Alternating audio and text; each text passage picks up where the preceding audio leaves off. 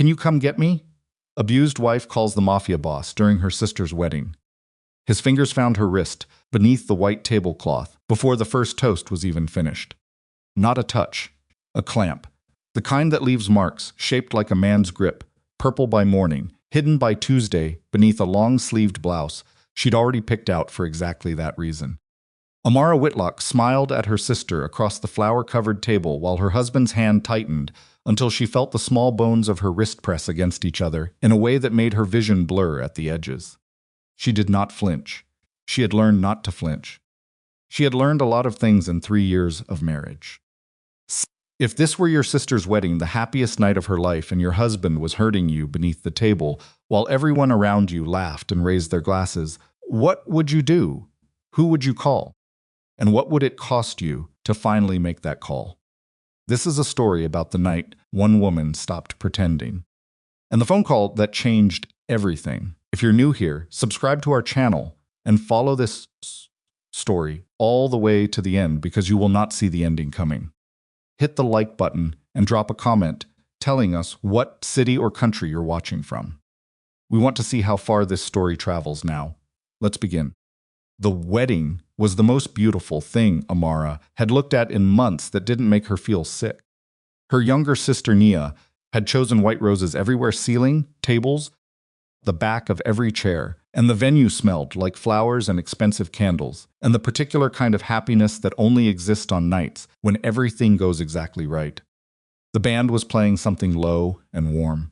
Champagne moved through the room on silver trays.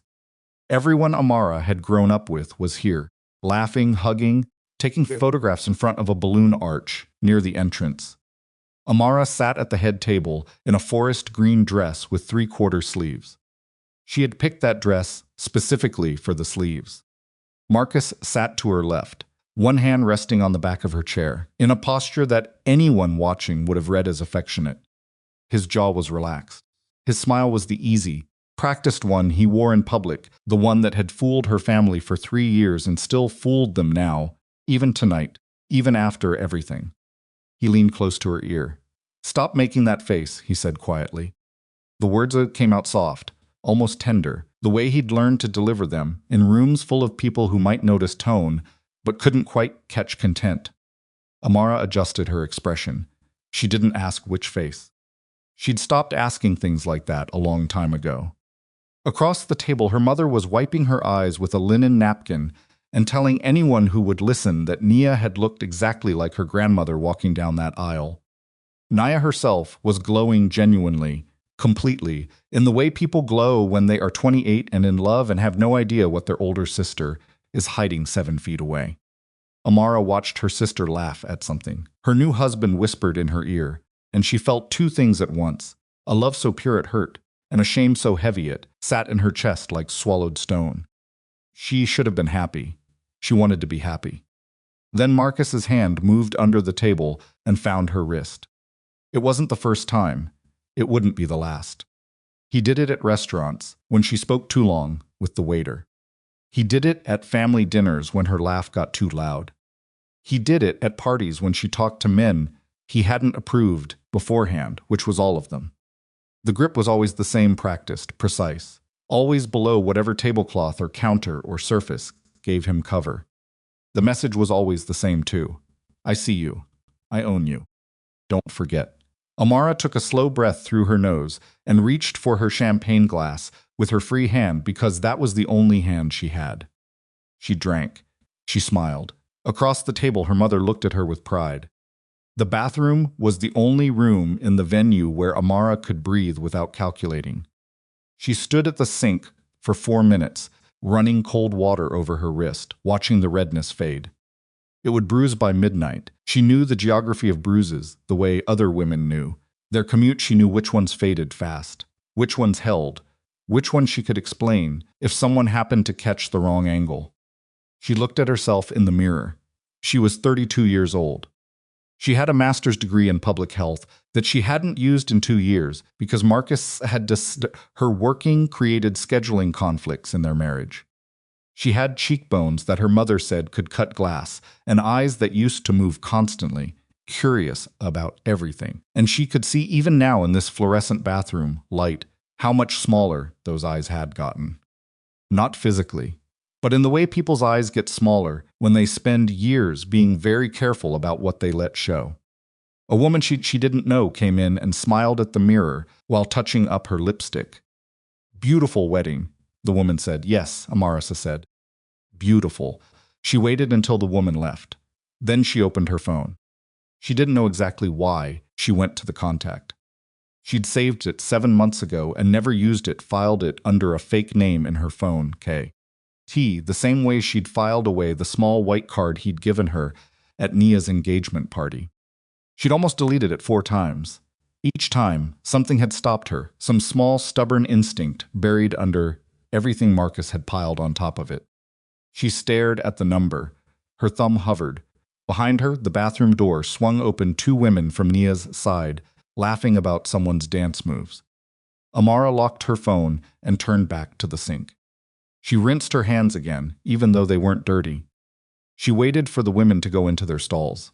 Then she walked back out into the noise and light and sat back down next to her husband's and sat back down next to her husband and put her wrist in her lap, where he couldn't reach it without someone noticing. He noticed anyway. He put his arm around her shoulder instead. "There she is," he said warmly, to no one in particular. "Was starting to wonder where you went." Her brother-in-law's cousin laughed. Amara smiled.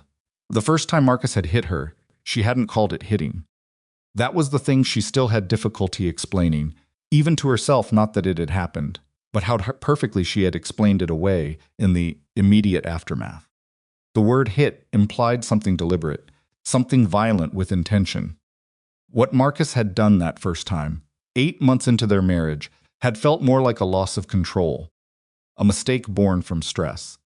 He'd apologized within the hour.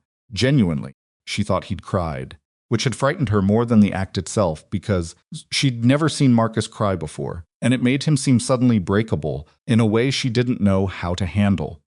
She'd told herself it was an isolated incident. That word isolated had done a tremendous amount of work in her marriage. By the time she stopped using it, isolated had grown into a sprawling, interconnected pattern, so dense she couldn't find the edges of it. It had expanded to cover not just the physical moments, but the financial control, Marcus managing their joint accounts, then quietly moving her personal savings into an account she technically had access to, but practically couldn't touch without explanation.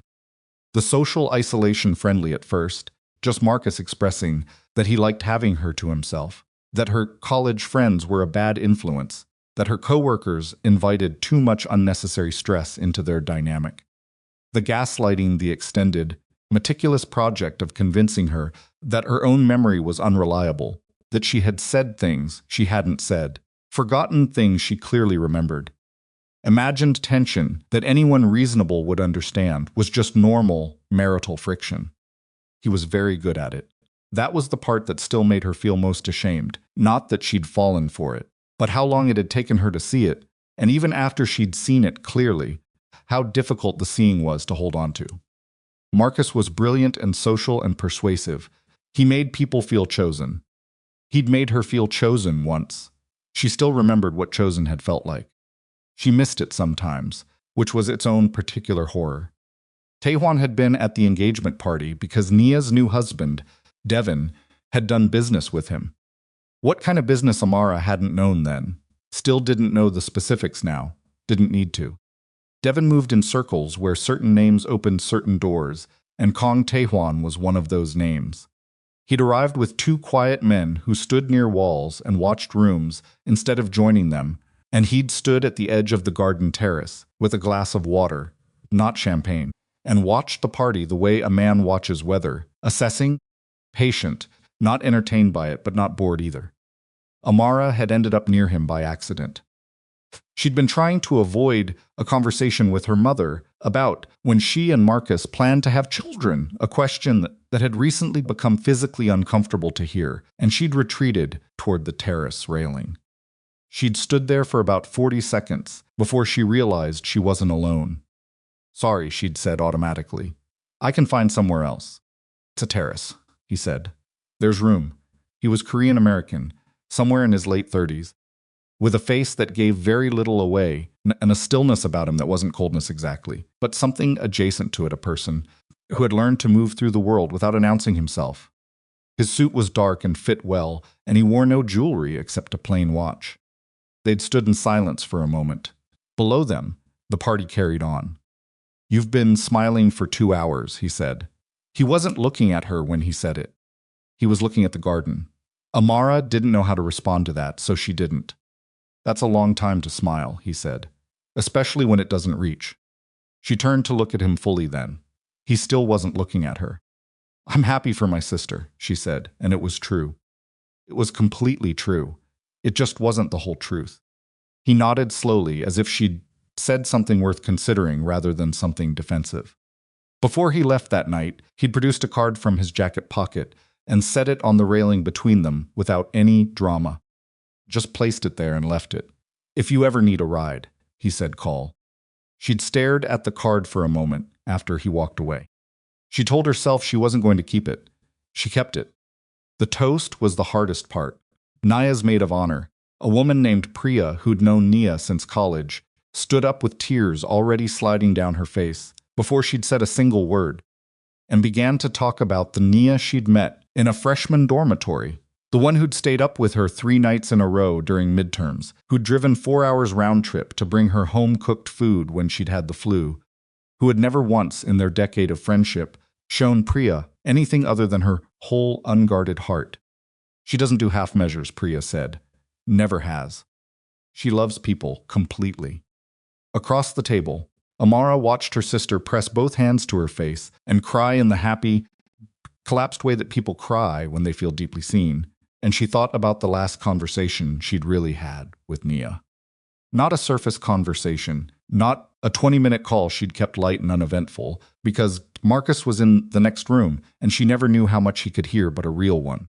Couldn't remember when it had been. She could remember the last time she'd almost told Naya. Thanksgiving, 14 months ago. Naya had caught her in the kitchen and asked, quietly, away from everyone, whether things were okay with Marcus. She'd asked it carefully, like someone tiptoeing around a thing they suspect is fragile. Amara had said yes. She'd looked Naya in the eye and said, "We're fine. He's just stressed with work." And Naya had searched her face for another moment, and then nodded. And then Marcus had come in and asked what they were laughing about. And Amara had laughed and said nothing, just sister stuff. And Marcus had put his arm around her waist, and the moment had folded closed like a book. Now she watched Priya finish her toast, watched the room lift their glasses, watched Devon look at Nia with a specific kind of tenderness that Amara recognized as real because she had seen its counterfeit for 3 years and knew the difference, and something inside her chest cracked open quietly, without drama. She lifted her glass, she drank, she put it down. And then Marcus's knee pressed against hers under the table, not a touch, a pressure, directed and deliberate. Kind of pressure that said, "I'm watching you and you've been somewhere I can't see and I don't like it." And Amara felt her whole body tighten the way it always did. That automatic, awful clench of the stomach that bypassed thought entirely and went straight to the nervous system. She excused herself. She walked through the venue with the controlled, easy pace she'd perfected, not rushing. Never rushing. Because rushing drew attention drew tension, and attention drew questions, and she pushed through the door into the garden. Outside, the night was warm and dark, and smelled like cut grass and car exhaust from the parking lot beyond the hedges. She could still hear the band through the glass behind her. She got out her phone. Her hands were not steady. She noticed that the way you notice weather simply, without judgment, just information. Her hands were not steady, and her heart was doing something uneven, and she was standing in a garden in a dress she'd chosen for its sleeves, and she was 32 years old, and she had a master's degree she hadn't used in 2 years, and she was about. Call a man she'd spoken to for maybe 6 minutes at a party 7 months ago. She pressed call before she could convince herself not to. It rang twice, yes. Not hello, not a question. Like he'd been expecting a call and was simply confirming he was available for it. She stopped, cleared her throat. "It's Amara." "We met at I know who this is," he said. His voice was level, unhurried. "Where are you?" She almost laughed. Almost. I'm at my sister's wedding, she said. In Buckhead, the Whitmore Estate venue, a pause. Not a long one. Are you hurt right now? It wasn't exactly a question. It was a thing being assessed. No, she said. Not no. Not right now. Do you need to leave? Again, not a question. Yes, she said. And then, because saying it once hadn't quite made it real, yes. I'll be there in 20 minutes, he said. Don't go back inside. Wait in the garden. If anything changes before I get there, call me back. Don't text. She stood there after the call ended, with the phone held in both hands like something she was afraid to drop. 20 minutes. She had 20 minutes to decide whether she was actually doing this.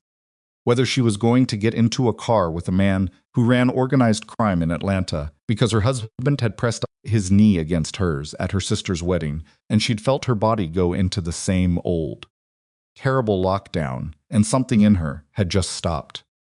Just quit. Not with drama, no internal speech, no grand declaration. Her body had simply walked itself outside and dialed a number, and she wasn't sure if that made her brave or desperate or completely out of options. Maybe all three. She walked to the far end of the garden, away from the windows. She sat on a stone bench beside a dormant fountain, and she put her hands in her lap, and she breathed. She had been breathing like this for years, deliberately, carefully, one breath as a signal to the next breath that things were still manageable, that she was still managing. She'd become so competent at managing that for a long time she'd confused competence with safety. She wasn't safe. She'd never been safe. She'd just been very, very good at holding still. 9 minutes passed. Then the garden door opened. Marcus came through it the way he always entered spaces where he suspected not rushing, but with a specific deliberateness that meant he'd been counting time and had calculated that she'd been gone too long. His tie was still perfectly straight. His smile was the private one, the one with no warmth in it. There you are, he said. Amara stood up from the bench. She didn't say anything. Marcus looked at her standing there without apology or explanation, and his jaw tightened almost imperceptibly. She'd learned to read that shift over years. The small muscular tell that came just before the voice dropped into its quieter, more dangerous register. We're going back inside, he said. Mia's going to notice you're gone. I needed air, Amara said. You've been getting air for 15 minutes. I know. He crossed the garden toward her. She made herself stay still. That was the calculation if she backed up. It confirmed something. If she held ground, he might escalate. She'd run these calculations so many times, she sometimes felt like she was doing math in a burning building. He stopped 3 feet from her. What are you doing out here, he said. Still quiet. That was the thing people didn't understand about men, like Marcus. The volume was never what told you the danger level. Loud was containable. Quiet was the thing to watch. Nothing, she said. I was sitting. He looked at the phone in her hand. Who did you call? Nobody. His eyes moved from the phone to her face in the specific way that meant he didn't believe her and wanted her to know he didn't believe her. It was a look that had made her backtrack 100 times, rescind 100 true things, replace them with softer, safer versions of events that happened to align with whatever version he preferred. She didn't backtrack. She held his gaze. She had no idea where that came from. Some part of her that had been conserving itself. Marcus took one more step toward her. And then headlights swept through the gap in the hedge, where the garden path met the parking lot, and a black sedan moved into the gravel drive and stopped, and the driver's door opened. Kang Tae-hwan stepped out. He wasn't large, not in the way people imagined when they thought about men with his particular kind of power. He was lean and stood straight, and he walked across the gravel without hurrying, the way a man walks when he has never once in his adult life had reason to rush because of someone else's schedule. He stopped at the garden gate. He looked at Amara, first a brief assessing look, and then his attention shifted to Marcus and stayed there. He said nothing. He didn't need to. Marcus had a read on people. It was one of the things that made him effective at what he was. He could assess a room in seconds, locate the threat and the leverage and the exit, and position himself accordingly. He did that now. Amara watched him do it. Watched him look at the car and the 2 other men who had quietly gotten out of it and positioned themselves without theatrics near the gate. Watched him look at Tae-hwan's face. Marcus's hand, which had been moving toward Amara's arm, went still. Amara, he said. His voice had changed. Still controlled, but recalibrated for an audience he hadn't anticipated. She called Tae-hwan said. Simple. Factual. Not aggressive, which was somehow worse for Marcus than aggression would have been. She's my wife, Mark said. Tae-hwan looked at him with an expression that was entirely neutral. Not hostile. Not warning. Just the face of a man who is listening to something that does not alter his intentions. I know, he said. Then he looked at Amara. You ready? Amara's heart was hammering so hard she could feel it in the base of her throat. She looked at Marcus. 3 years of damage looking back at her, wearing a perfectly pressed suit and a smile that had slipped just enough to show the machinery underneath. She looked at Tae-hwan, a man she barely knew, standing in gravel in the dark outside her sister's wedding, who had answered on the second ring and driven 20 minutes and asked, Are you hurt right now? Before he asked anything else. She picked up her clutch from the bench. She walked to the gate. Marcus said her name once sharply, abandoning pretense. She did not stop. She went through the gate and got into the car, and the door closed behind her, and the sedan moved back through the parking lot and onto the street. And Amara sat in the back seat in her dress, with her hands folded in her lap, and watched the lights of the venue disappear behind the rear window. She didn't cry. She wasn't ready to cry, but she breathed. One breath, real and uncontrolled, for the first time in a very long time. She had made the call. She had gotten in the car. She did not know yet what came next.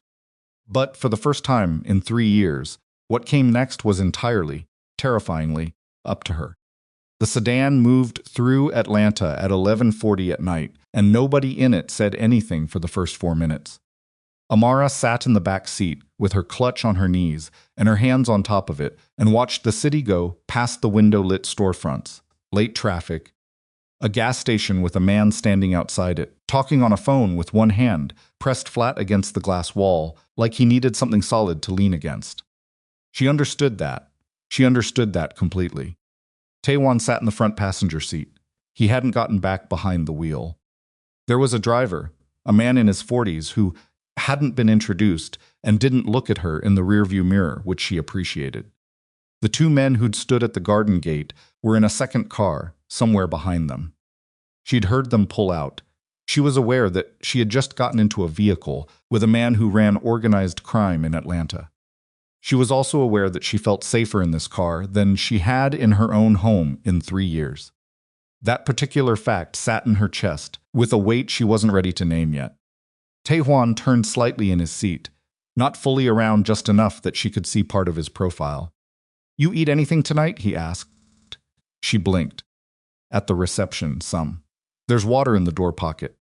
She found the bottle and opened it and drank half of it before she realized how thirsty she'd been. She'd been managing thirst along with everything else. Where are we going? She asked. Somewhere quiet, he said.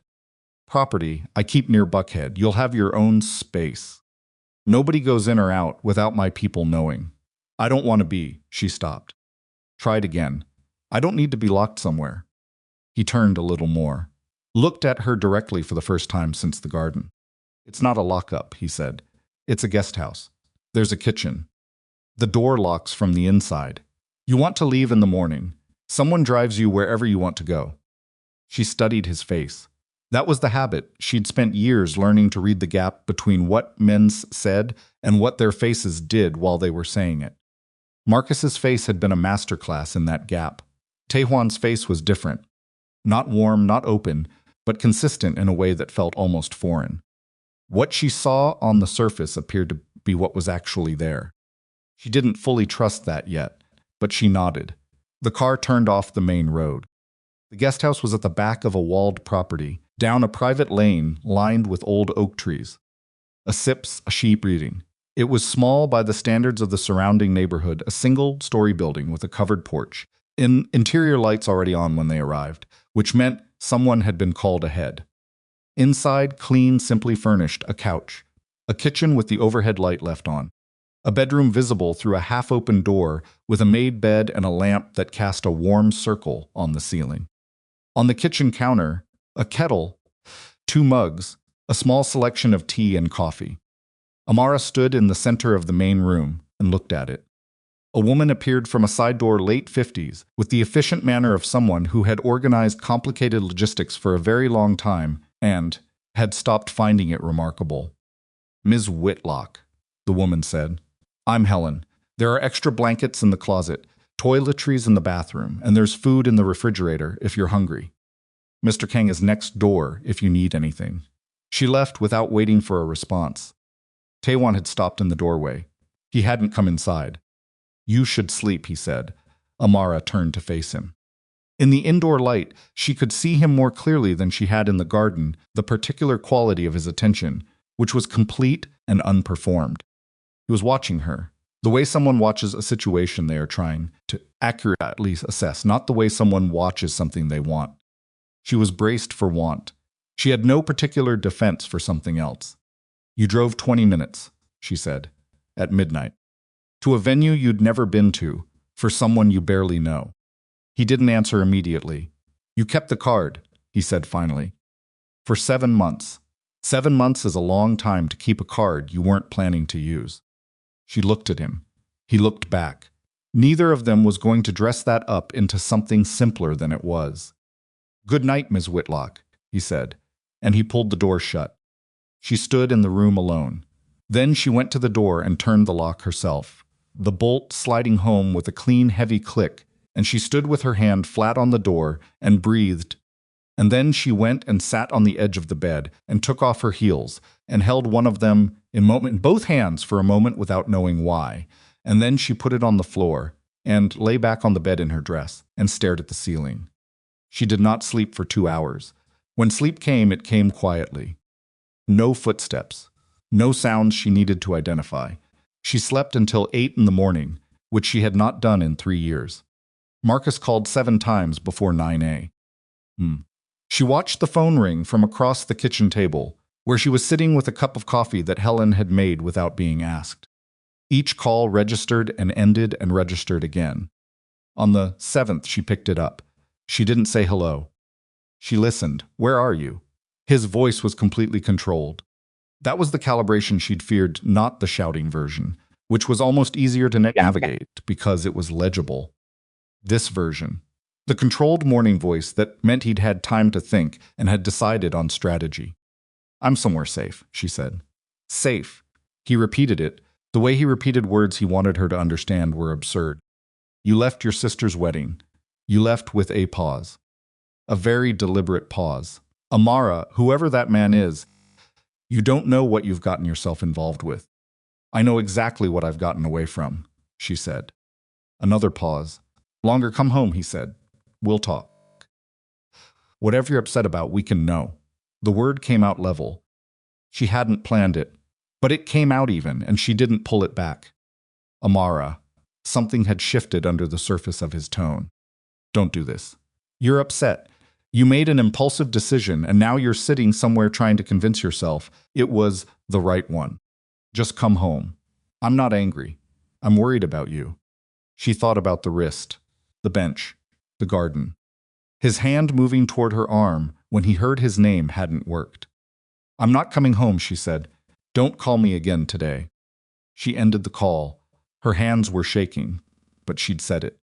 She'd said no, and meant it and not taken it back, and the shaking in her hands was something she could sit with, because it was the kind of shaking that came from doing something difficult, not from something being done to her.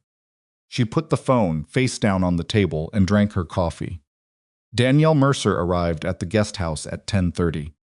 She was not what Amara had expected, which had been something more formal, a suited attorney carrying a briefcase, the professional presentation of someone who dealt in serious legal matters. Danielle was 44, with reading glasses pushed up on her head and a canvas tote bag over one shoulder that contained, Amara would discover, 2 legal pads, a portable file organizer, a protein bar, and a very worn copy of a family law reference guide with dozens of post-it tabs extending from the pages. She came in, sat across the kitchen table, put both forearms on it, and looked at Amara directly. "Tell me about the money first," she said. "We'll get to everything else." But money is where men like your husband start tightening the screws when they feel control slipping. I need to know what you have access to right now. Amara stared at her. Tae-hwan called you. He called me at 12:30 last night, Danielle said, without apology or elaboration. I've worked with him before. I know what he does and doesn't involve himself in, and representing you is something I'm doing because your situation warrants it, not because he asked me to. That's important for you to understand before we start. Amara studied her. Is he paying your retainer? Amara asked. Danielle held her gaze. He offered. I told him we'd discuss payment after we'd determined what you actually needed. That's not a no. It's an honest answer. Danielle uncapped a pen. The money, Amara, what do you have access to right now today, in your own name? The answer was not enough. $2,312 in a personal checking account Marcus technically didn't control, but had spent 2 years making too uncomfortable for her to maintain subtle questions about purchases. Comparisons between her balance and what she'd told him she was spending. The quiet, accumulated pressure of a man who wanted to know where every dollar was without ever openly demanding it. Her credit card had a $20,000 limit, but was linked to a joint account. She had jewelry, the engagement ring, which was considerable. 2 other pieces Marcus had given her, which she was reluctant to think of as assets, but Danielle walked her through that reluctance quickly and without sentiment. They're assets, Danielle said. What he gave you during the marriage belongs to you. Don't let the emotional weight of that cloud the legal reality. She had no income, had not had any for 22 months. She had a graduate degree and a professional background in public health that she hadn't exercised in nearly 2 years, but that Danielle noted on the legal pad under a column heading Amara couldn't read upside down. Okay, Danielle said, here's what I need you to do. Today, if possible. I need you to write down everything you remember, incidents, dates, what he did, what he said, what you did afterward, who was present, if anyone was present, medical visits, if there were any, photographs, if you took any, messages, everything. There Amara stopped. Some things I documented. On my phone, I sent some photographs to an email account he doesn't know about. Danielle looked up from her legal pad. How many photographs, she said. 11, over about 18 months. Danielle held her gaze for a moment with an expression that was professionally composed, but underneath it Amara could read something that looked like anger being managed. Okay, Danielle said, that is significant. We're going to access that email today and forward everything to me. She made a note. Has he ever threatened you explicitly? Words, text, anything in writing? Texts. 3 that I kept. The rest I deleted because she paused. Because I was afraid of what would happen if he found them on my phone. But the 3, still in a deleted folder. I haven't emptied it. Danielle put her pen down. Amara, she said, I need you to listen to me and hear this clearly. You are not as powerless as you believe you are right now. I know that's hard to absorb when you've been inside a situation like this for long enough. But you kept the documentation. You kept the evidence. You made the call last night. Those were not small things. Amara looked at the table. I almost didn't, she said. That's the thing about almost, Danielle said, picking her pen back up. Almost doesn't matter now. You did. Marcus called Nia at noon. Amara's phone rang 20 minutes later, Nia's name on the screen, and Amara sat with it in her hand for 1 full ring cycle before she answered. He called you, Amara said. The silence on Nia's end lasted 4 seconds. Long enough to confirm it. He said you left the reception with someone, Nia said. Her voice had a quality Amara hadn't heard in it before, careful, picking through something unfamiliar. He said he doesn't know where you are, and he's worried and asked if I'd heard from you. Another pause. Amara, where are you? I'm safe, Amara said. I'm completely fine. I'm somewhere safe. That doesn't tell me. Nia's voice shifted. Who did you leave with? Marcus said some man. He sounded he was trying to sound calm, but he didn't sound calm. Amara closed her eyes. She thought about Thanksgiving 14 months ago. The kitchen. Nia's face asking the careful question. Her own voice saying, we're fine. He's just stressed. Nia, she said, I need you to not tell Marcus anything. Silence. What is going on? Not a question. The way Nia had spoken since she was 9 years old, when she already knew something was wrong and was done pretending she didn't. I can't do this on the phone, Amara said. Not today. I need one day, Amara. One day. I'm asking for one day. I'll explain everything. I swear I will explain everything. Just please don't tell him you've spoken to me. The pause this time was different. Heavier. Like Nia was pressing her hand against a wall to feel whether it was load-bearing. Are you hurt? Nia said. The exact words Tae-hwan had used the night before. The same assessment. Different person, same thing underneath it. Not right now, Amara said. The sound Nia made then was small and involuntary. The sound of a person absorbing something they had suspected and not wanted to be right about. Okay, she said, finally, very quietly. Okay, one day. But Amara, I know, Amara said. I know. She ended the call and sat at the kitchen table and put her face in her hands, and she did not cry because the crying was still locked behind something she couldn't yet access. But she stayed like that for a long moment while the morning moved around her. Tae-hwan came to the guest house at 2 in the afternoon. He knocked before entering, which Amara registered as deliberate and appreciated without saying so. She let him in and he came into the kitchen and stood rather than sitting, which told her this wasn't a lengthy visit. Danielle update you? He asked. We talked for 2 hours this morning. He nodded. You do anything with those 2 hours, or just sitting with it? Amara looked at him steadily. I wrote down what I remember.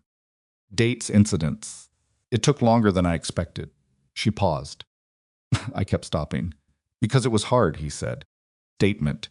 Because when you write it down, it becomes something you can look at, she said.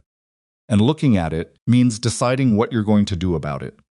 And I've been not deciding that for 3 years. She kept his gaze. So yes, hard. He said nothing for a moment. Marcus made calls this morning, he said. Her stomach tightened. To who? To people who know my people. He said it simply, without drama, like weather again.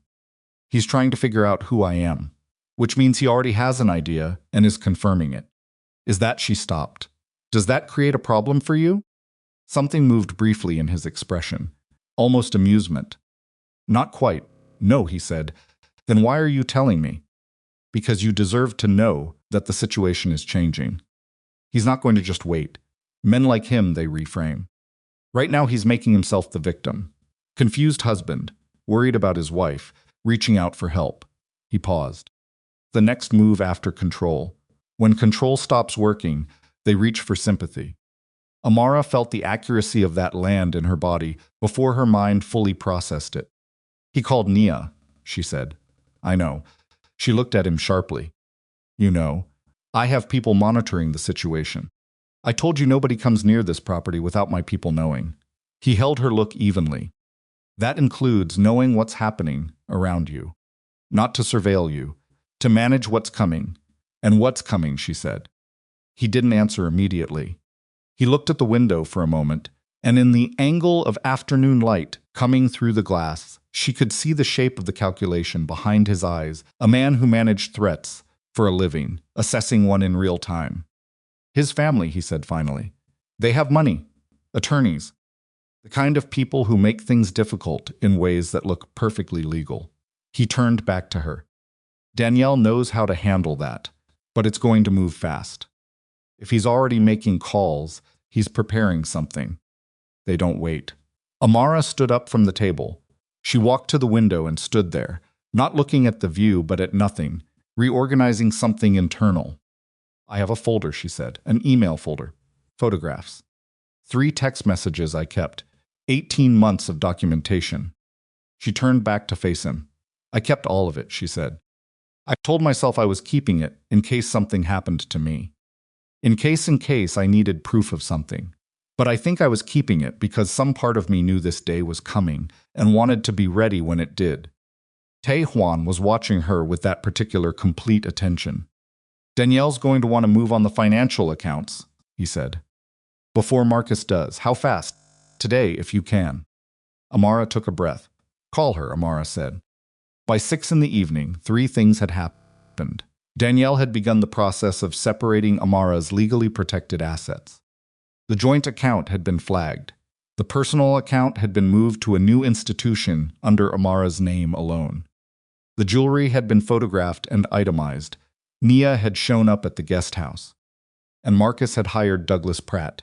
Nia arrived without calling first, which was so completely like her that Amara almost smiled when she opened the door and found her sister standing on the porch in yesterday's wedding reception dress, with a jacket thrown over it and her bridal updo partially fallen and an expression on her face that contained several years' worth of questions she was done not asking. She came inside. She sat across from Amara. "Tell me," she said. No preamble, no softening. The way people talk when they are past the point where softening serves any function. So Amara told her. Not all of it yet, because all of it was still too large to move through in a single conversation, and she had a limited amount of solid ground in herself, right now but enough. The grip under the tablecloth. The first time, 18 months in. The photographs in the email folder. The controlled accounts. The isolation that had happened so gradually, she'd barely noticed it until she looked back and saw how few people she'd talked to in the last 2 years. The Thanksgiving conversation. Why she'd said they were fine. Nia sat across from her and did not interrupt once. By the time Amara was done, Nia's face had gone through several things in sequence: shock, which she controlled, horror, which she didn't entirely, and then something that settled into a stillness that Amara recognized as her sister operating in the mode she shifted into when she was very angry and had decided to be useful instead of loud.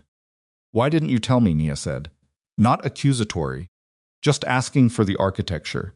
"Because every time I got close to telling someone," Amara said, "he had already made the conditions of telling feel impossible. And because she stopped. I got very good at making sure nobody could see me." Nia looked at her for a long moment. Then she reached across the table and put her hands over Amara's and held them. Not rubbing, not patting, just held them. The way you hold something you're afraid is going to slip. "Okay," Nia said. Her voice was very even. "What do you need me to do?" The news about Douglas Pratt came through Danielle at 8:15 that evening.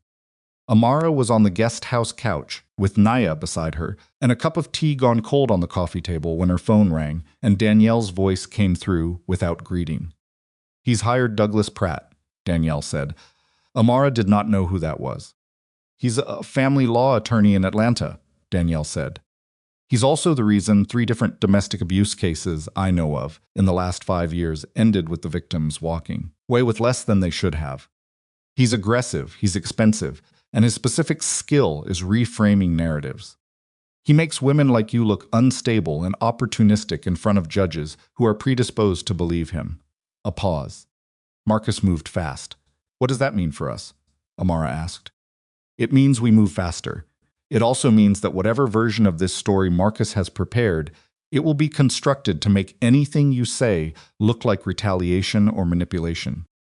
Which is why your documentation is not just important. It's everything." Danielle's voice tightened. "I need you in my office tomorrow morning, 7 a. I know that's early. I'll be there," Amara said. She ended the call. Nia was looking at her. "He hired someone," Amara said. Nia's jaw set. "So did you," she said. Tae-hwan appeared in the doorway. He'd been on the porch, far enough to give them privacy, close enough that the call had reached him through the screen door. He looked at Amara with his steady, assessing look, and there was something in it she hadn't seen before. Not concern exactly, but a kind of sharpened attention that meant the shape of the situation had just changed, and he was already 3 steps into recalculating it. "Pratt," he said. "You know him?" Amara said. "I know what he does," Tae-hwan said. He came inside and stood near the doorway, not sitting, in the posture he'd held all day, present but not presuming. "He's going to try to find something on you. Anything. If there's nothing, he'll build something from how you've been living this week." He looked at Nia briefly, then back at Amara. "Your sister Jean here could be characterized as conspiring. The fact that you're on my property could be characterized as evidence of an affair." His voice stayed flat and factual. "None of it is true. All of it can be packaged." Amara looked at him steadily. "Then what do you suggest?" she said. "Danielle's already thinking about this," he said. "But I want you to hear it from me directly. You staying here is about to become a liability for your case. He paused. Not tonight, but by tomorrow afternoon. If Pratt is moving, he'll have photographs of this property. He'll know whose name is on the deed. Amara stood up slowly. This was the thing she had not fully calculated, that getting out of one trap might have put her adjacent to another kind of vulnerability. That the geography of her rescue was going to become evidence in a narrative she hadn't written and didn't control. She'd escaped her husband by calling a mafia boss. She understood fully and completely now what Douglas Pratt was going to do with that. I need to stay somewhere else, she said. Yes, Tae-hwan said. Tonight?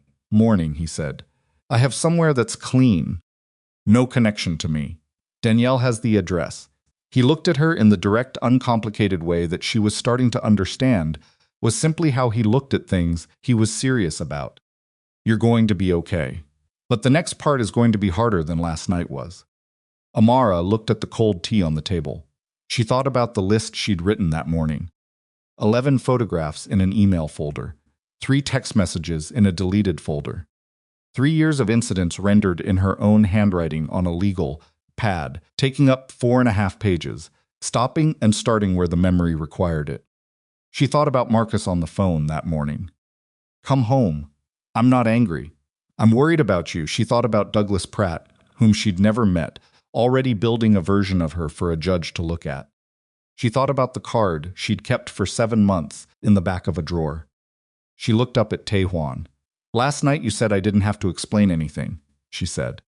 You didn't, he said. Tonight I think there's something you need to know, she said. About why I waited 7 months to make that call.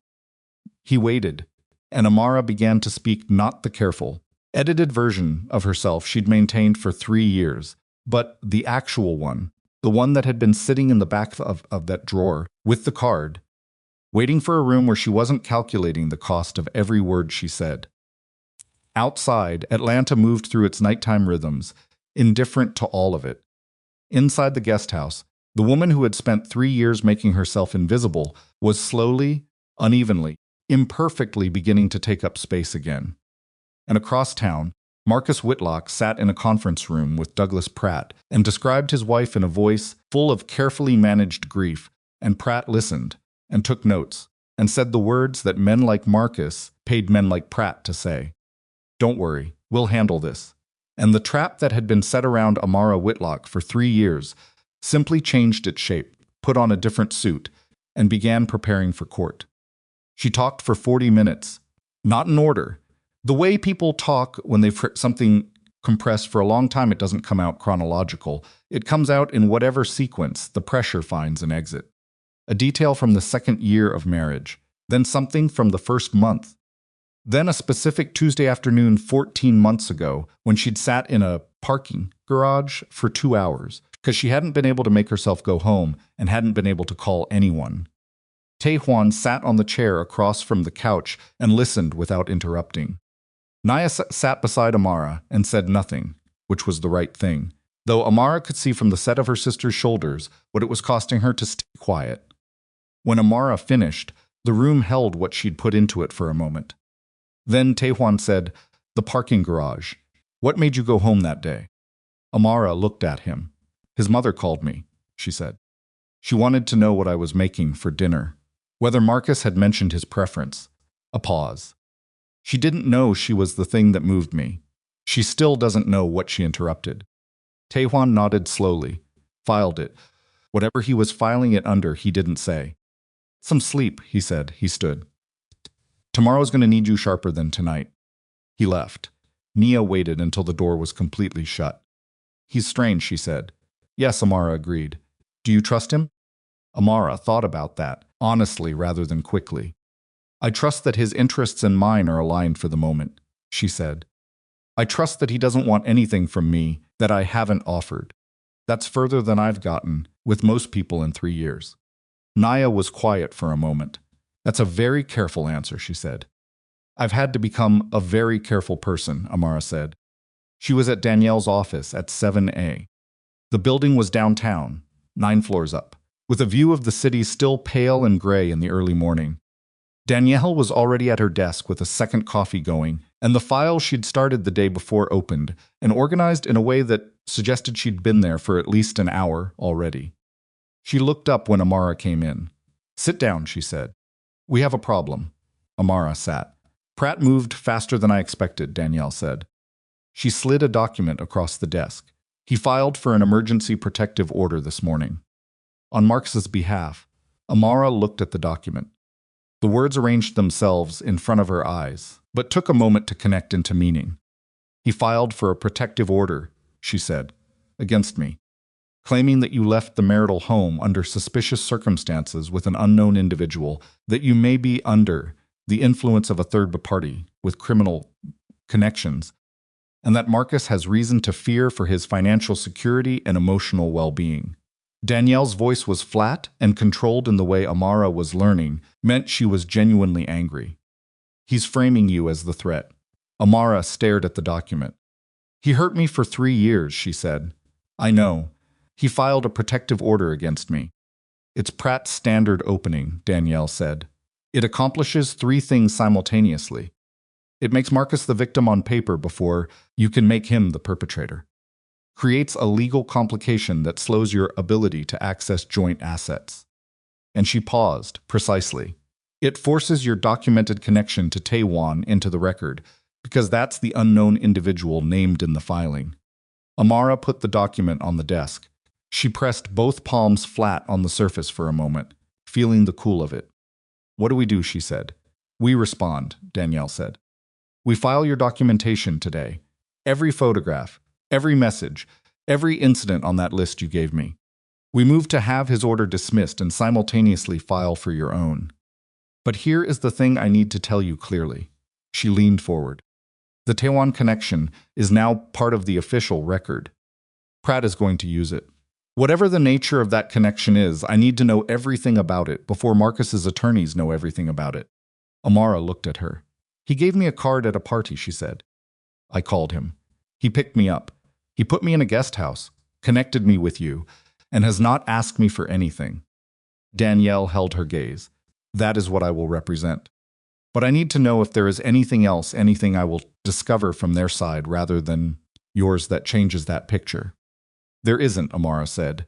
Danielle studied her for another moment. Then she nodded, picked up her pen, and they went to work. The morning moved in the particular way that legal mornings move, dense and procedural and relentless, with no room for emotion, because emotion had no function in the language they were working in.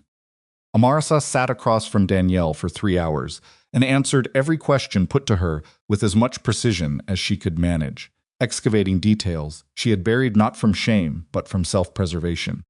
10:15, Danielle's assistant knocked and opened the door. "There's a call for Ms. Whitlock," he said, "from Amara Whitlock. She says it's urgent." Amara looked at Danielle.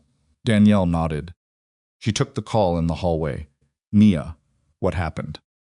Nia's voice was not panicked. It was something more controlled than panic, which was more frightening. "Marcus came to Devon's mother's house," Nia said. "That's where we've been since the wedding. The original plan was just last night, but we stayed, because that doesn't matter. He came this morning. Devon talked to him outside. I watched from the window. Amara's hand tightened on the phone. Did he hurt? Nobody got hurt. But Amara paused that had weight in it.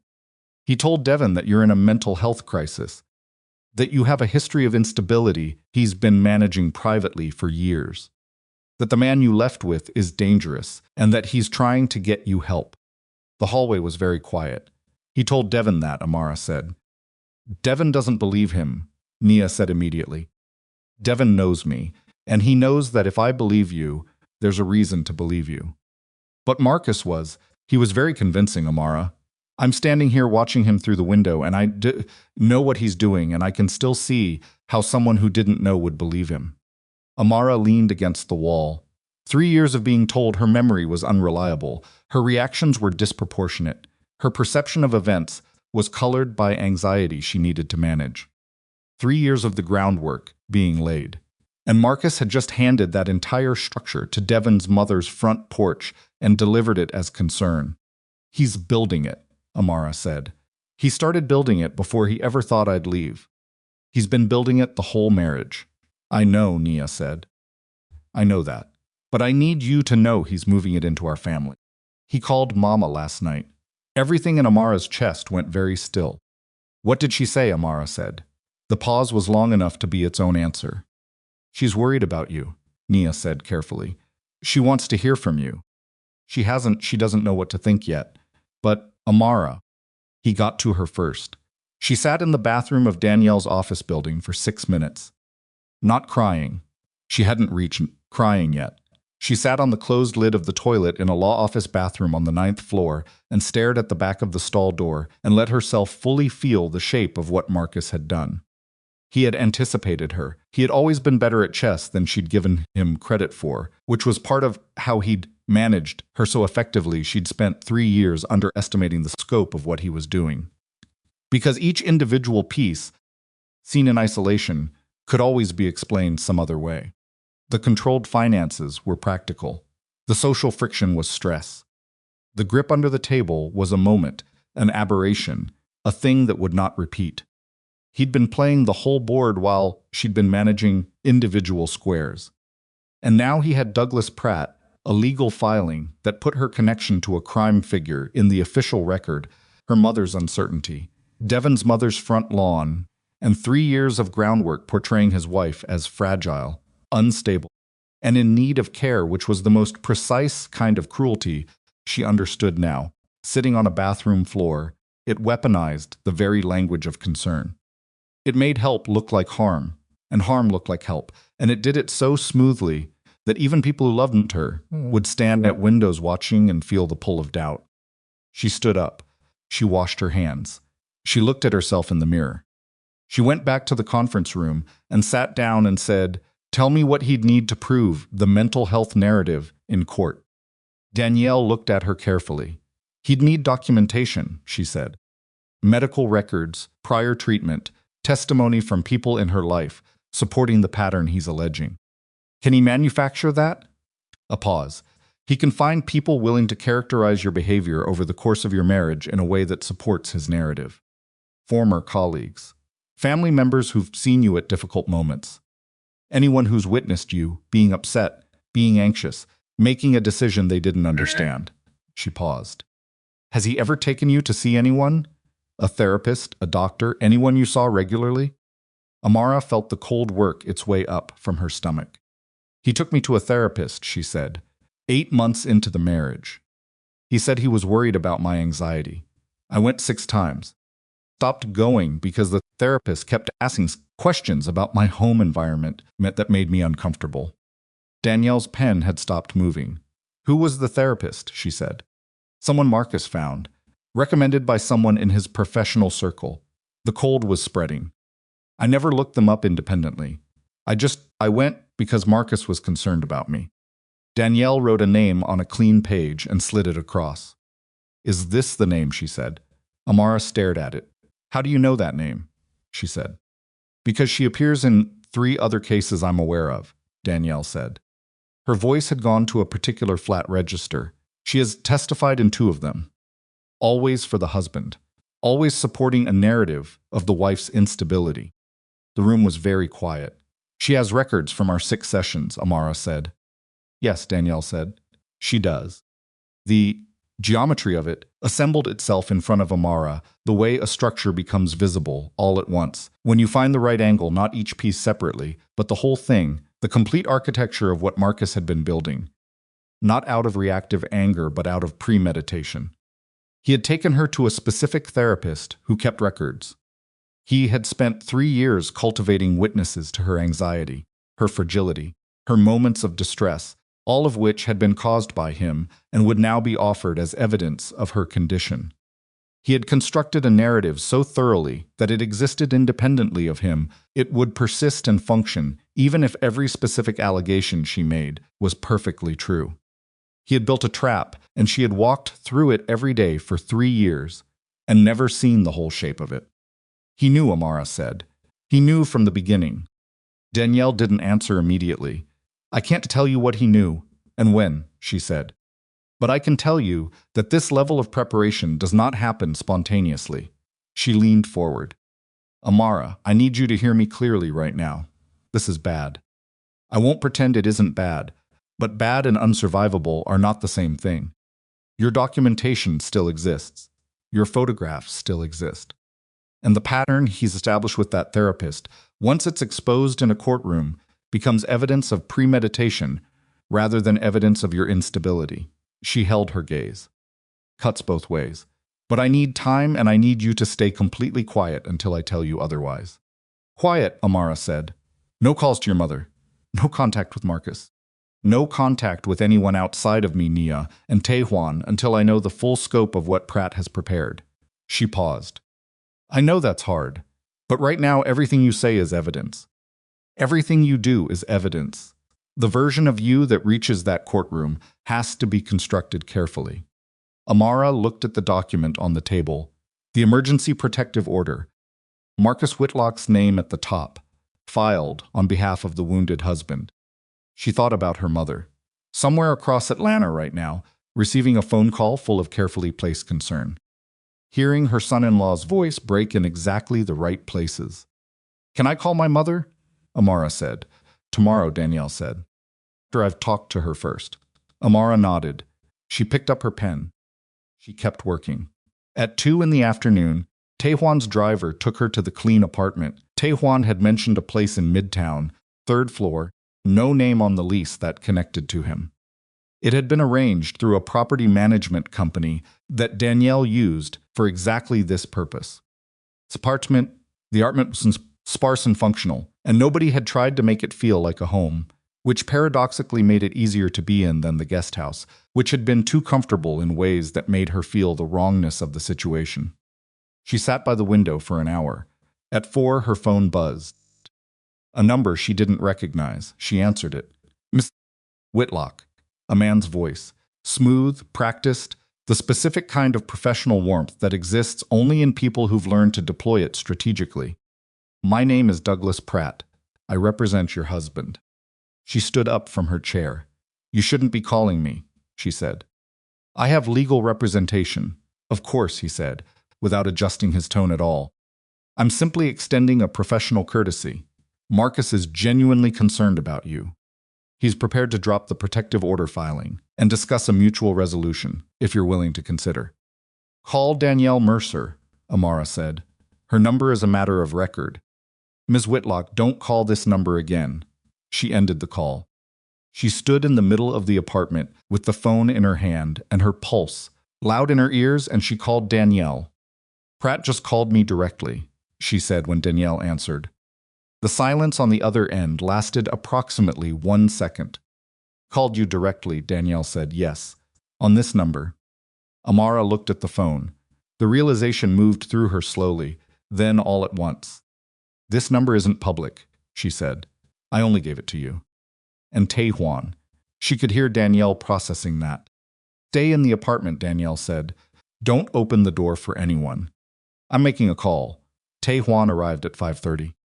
He came in without the stillness that had characterized his movements over the last 2 days. Not urgent. He didn't do urgent, but with a compression to his presence that told her the calculation behind his eyes had shifted. He looked at her. Your phone number, she said before he could speak. Pratt called me on a number I only gave to you and Danielle. He held her gaze without flinching. Danielle didn't give it to him. I know, she said. So how does his office have it? Tae-hwan walked to the window and looked at the street below for a moment. The set of his shoulders was different. She'd learned his posture over 48 hours, the way she'd learned to read posture, her whole life out of necessity. Because you learn to read people when your safety depended on reading them correctly. What she saw in the set of his shoulders was not concern. It was something more controlled than concern. Something internal being managed. Tae-hwan, she said. He turned from the window. I need to tell you something, he said. Those 5 words landed in the room differently than anything he'd said in the previous 2 days. She felt the difference physically, a small adjustment in her body's alertness. There is a man in my organization, he said. His name is Jin Ho. He has worked with me for 8 years. He handles communications, scheduling, information management contacts. He paused. 3 months ago, I gave him limited access to my personal contact files as part of expanding his operational responsibilities. Amara was very still. He had your number, she said. He had access to the file where it was stored, Tae-hwan said. Yes, and he gave it to Pratt. The pause that followed was brief, but it was real. I don't know yet, he said, but I'm going to find out. Amara looked at him. She wanted to ask whether he was certain about Jin-ho, whether this was a conclusion or a suspicion, whether there were other possibilities. But she looked at his face and saw that he had already asked himself those questions and was not finished running them and was telling her before he had the answer, because not telling her would have been a choice. She'd feel later as a betrayal, and he understood that. She sat down on the couch. Someone in your organization, she said. Who has access to your contacts? Who knew about me? Who knew I picked up a woman from a wedding reception 2 nights ago, he said, and may have decided there was value in that information reaching the right party. Value, Amara said. What kind of value? Tae-hwan looked at her steadily. Money, he said simply. Or leverage. Those are the 2 things people sell information for. Amara pressed her hands together between her knees. She thought about what it meant, not just the phone number, but what else Jin-ho had access to. The guesthouse location. The property management company. Possibly Danielle's involvement. How much does he know, she said. Tae-hwan was quiet for exactly 1 breath. Enough to be dangerous, he said. Jin-ho was 36 years old, and Tae-hwan had trusted him with things that required trust to handle. That was the part that moved through Tae-hwan's internal geography, like something seismic and controlled simultaneously. The way he managed all seismic things by locating the edges of the damage before he let himself feel the center of it. He left Amara's apartment at 6. He drove himself, which he rarely did. The 2 men who usually occupied that space he'd sent on separate tasks, both of which served the function of establishing independently what Jin-ho had done and when he'd started doing it. He went to the building on Peachtree where Jin-ho worked out of a corner office with a clean desk and too many personal objects for someone in his position: photographs, a small plant, a coffee mug with a logo from a university he hadn't attended. Items that performed the personality of a man who was settled and trustworthy and had nothing to hide. Jin-ho was at his desk when Tae-hwan came in. He looked up. Something moved through his face, fast, suppressed but real. Not guilt exactly. The specific expression of a man who has been prepared for a conversation and is now having it sooner than he expected. Tae-hwan sat in the chair across from the desk. He did not say anything. He simply sat, with the complete stillness that people who worked with him recognized as its own particular kind of communication, and he looked at Jin-ho and waited. Jin-ho lasted 40 seconds. It wasn't what you think, he said. Tell me what it was, Tae-hwan said. Jin-ho's hands were flat on the desk. He looked at them rather than at Tae-hwan, which told Tae-hwan the version of the story he was about to receive had been adjusted for audience. Whitlock's people reached out 3 weeks ago, Jin-ho said. Not Pratt. Someone upstream of Pratt. They knew you'd been at the engagement party. They knew there had been a conversation. Tae-hwan said nothing. They weren't asking about you specifically, Jin-ho said. They were asking about his wife, whether she had contact with anyone at the party who might he stopped. Restarted. They framed it as a welfare concern, a worried husband. Somebody wanted to know if she'd talked to anyone who might encourage her toward a bad decision. And you told them. Jin-ho's jaw worked. I told them I didn't have any information, he said. That was 3 weeks ago. I didn't know then that you were going to get involved. But when I did, Tae-hwan said. The silence stretched. They reached out again, Jin-ho said, 2 days ago. Saturday night, after you made the pickup. He still wasn't looking at Tae-hwan. They had photographs already. Someone at the venue. They already knew you'd been there. They asked if I could confirm the woman's current location and a working contact. Tae-hwan was quiet. What did they offer you, he said. Jin-ho looked up. The expression on his face was complicated in the way. Expressions are complicated when they contain shame and justification in equal and unresolved measure. It wasn't about money, he said. Then what, my brother Jin-ho said. He has a situation, a legal situation. Whitlock's people said they could make it manageable, that it was a gesture of goodwill. All they wanted was a phone number, Tae-hwan said, and the address, Jin-ho said, very quietly, of where she was staying. The room was very quiet. Tae-hwan looked at the plant on the desk, the coffee mug, the photographs, the whole curated evidence of a trustworthy man. The guest house address, he said. Jin-ho nodded. Tae-hwan stood up.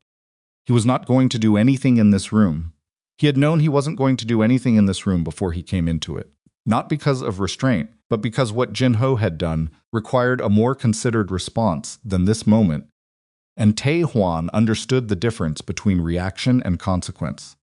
You're done, he said, flat. Final, the same tone he used for every decision he'd already fully made. Jin-ho opened his mouth. Don't, Tae-hwan said. He left the office. In the elevator going down, he made 2 calls. The first arranged for Jin-ho's access to everything to be terminated within the hour. The second was to a man who owed him a significant favor and who had, as part of that debt, access to certain legal proceedings in Atlanta's civil court. The second call was longer. When Tae-hwan got into his car, he sat for a moment before starting it. 8 years. He had trusted Jin-ho with things that required trust. That was the nature of the damage, not just the information sold, but the years of work it called into question, the retrospective audit of every decision made with Jin-ho's knowledge, every person placed at risk by that knowledge, every gap where the loyalty had been there and where it hadn't. He started the car. He drove back to Midtown.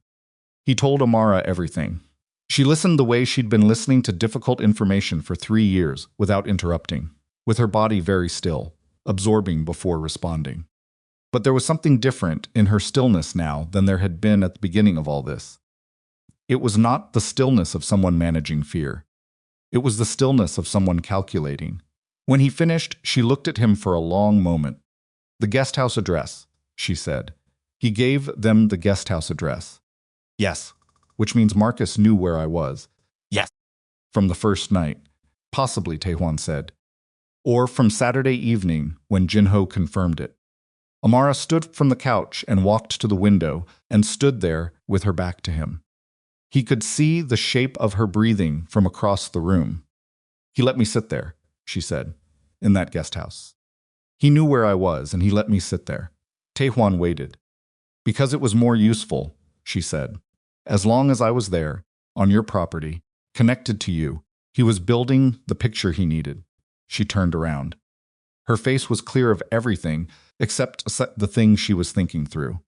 The protective order, the mental health narrative. All of it only works if I look like a woman who made irrational decisions and fell in with dangerous people. She paused. He needed me to do exactly what I did. Get out of that wedding. Get into your car. Go to your property.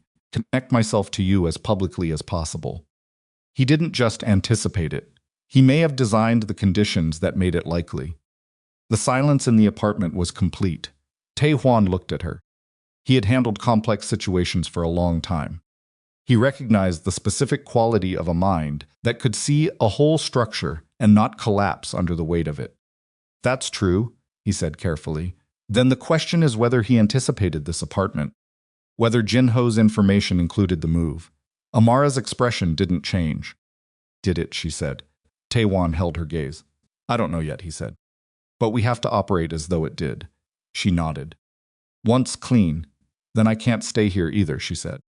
No, and I can't keep operating inside the plan we've built, because he knows the plan. Not all of it, Tae-hwan said. He knows the locations. He knows Danielle's involvement, probably. He doesn't know the documentation you have. And he doesn't know what I know about that therapist. Something shifted in Amara's face. What do you know about the therapist? She said. Tae-hwan reached into his jacket and removed a folded document. He placed it on the coffee table without fanfare. She picked it up and read it. Her hands did not shake this time, but the color changed in her face, not drained. Something different. Something more like the moment when pain converts to something colder and more functional.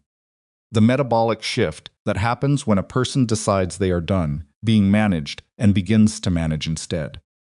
The document contained a payment record. The therapist, private practice, 4 payments over the past 3 years from a holding company. The holding company's beneficial owner, traced through 2 layers of incorporation, was Marcus Whitlock. He had been paying the therapist who had her records. He had been paying her before Amara ever walked into that office. Amara put the document on the table. She sat back.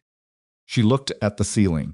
She had spent 3 years inside a structure she couldn't see the edges of, and tonight she was finally seeing the whole shape of it, and it was larger than she had let herself believe. And it had been built not out of anger or chaos, but out of deliberate, patient, premeditated intent. The man she had married had planned for the possibility of her leaving before she'd ever considered leaving. That was the truth she was sitting inside. "He built this before he hurt me," she said. Tae-hwan didn't answer. "He was already preparing," she said. "From the beginning. Which means this was never about losing control. He was always in control." She stopped. The abuse wasn't a loss of control. It was a different kind of control. The room held that. She looked at Tae-hwan. "What do we do with the payment record?" she said. "Danielle files it," he said. "It changes the character of everything he's claimed. The protective order, the therapist testimony, the mental health narrative, it converts all of it from a husband's concern into evidence of a premeditated pattern. But only if it reaches a judge before Pratt buries it," Amara said. "Yes," Tae-hwan said. "How much time do we have?" she said. He looked at her directly. "Less than we did an hour ago," he said. She picked up her phone. She called Danielle. While it was ringing, she looked at Tae-hwan and said, quietly and without drama, the sentence that finalized something internal that had been unfinished for 3 years, "I'm not running anymore." Danielle answered, and Amara began to fight. Danielle answered on the second ring, and Amara talked for 11 minutes without stopping. She laid it out in sequence: the payment record, the therapist Jin-ho, the guest house address, the timeline of what Marcus had known and when. She spoke in the flat, precise register she'd discovered in herself, somewhere in the last 72 hours, the part of her that had been waiting under everything else for a situation that required it. Danielle listened without interrupting, which meant she was writing. When Amara finished, the silence lasted 4 seconds. "The payment record," Danielle said. "Is it documented? Traceable, something I can put in front of a judge without it being challenged as fabricated?" "Tae-hwan has the source," Amara said. She looked at him. He nodded once. "I need it tonight," Danielle said. "Not tomorrow morning, tonight. If Pratt moves on the protective order before I can file this, we lose the narrative window, and we don't get it back." "You'll have it within the hour," Amara said. "Good." A pause. "Amara, I need to say something, and I need you to hear it as strategy, not as a personal judgment." "Say it." "The connection to Tae-hwan has been in the official record since Pratt's filing. Cannot erase that.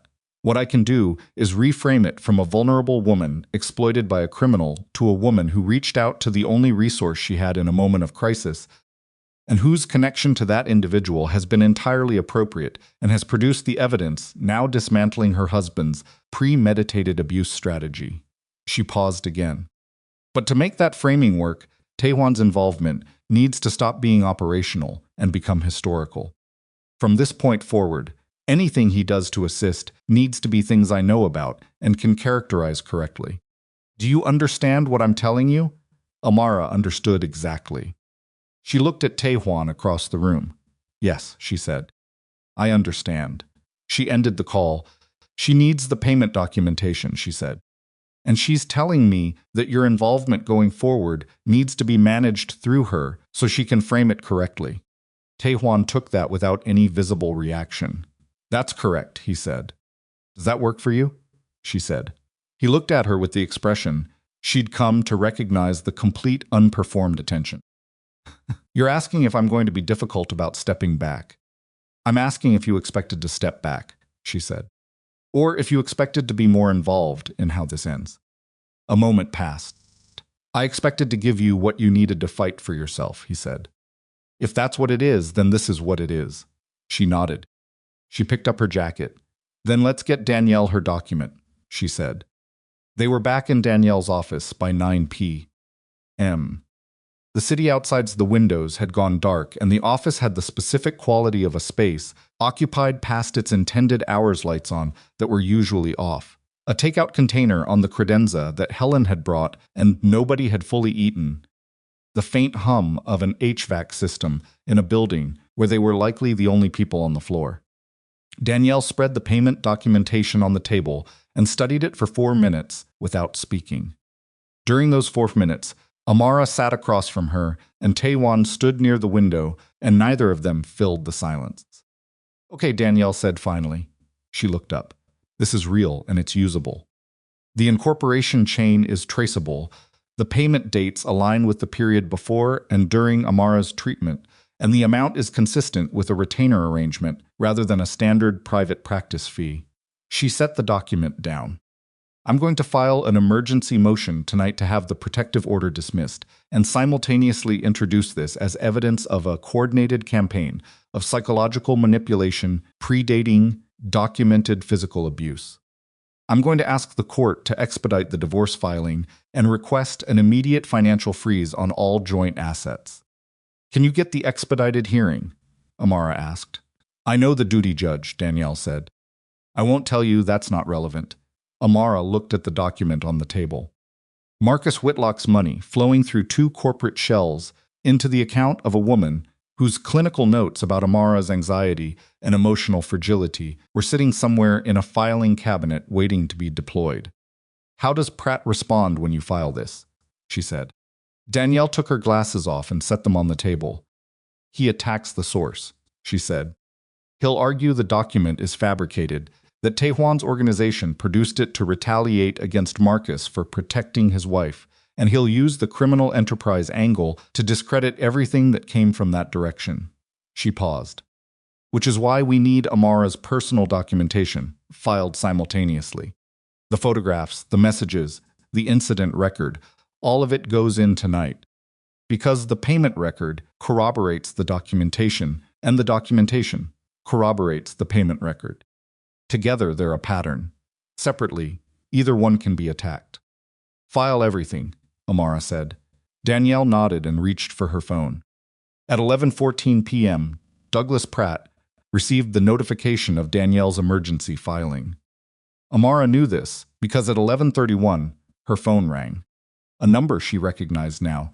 She let it ring. At 11:34, it rang again. Then again at 11:40. At 11:46, her mother called. She answered that one. "Baby." Her mother's voice. Thick, with something that was not quite sleep. She'd been up, waiting. "Marcus just called me. He's crying. He says you're in trouble, and he can't reach you, and he's scared." Amara closed her eyes. She opened them. "Mama," she said. "I need you to listen to me. Not to what he said about me. To me right now, my voice. Are you listening?" A pause. "I'm listening. He hurt me. For 3 years, he hurt me. And everything he's told you about me, the instability, the anxiety, the concern for my well-being, that was him building a story so that when I finally left, you wouldn't believe me." The silence on the other end was the longest of any silence that night. "Why didn't you?" Her mother's voice broke, reorganized. "Why didn't you tell me?" "Because the first time I almost told someone, I still half believed it was my fault," Amara said. "And by the time I knew it wasn't, he'd already made telling anyone feel impossible. He'd already made sure everyone around me had heard the other version first." She could hear her mother breathing. "I have documentation, Mama. Photographs. Evidence he was paying the therapist he sent me to before I ever walked into her office. My attorney filed it tonight." She stopped. "I know this is a lot. I know you're going to need time.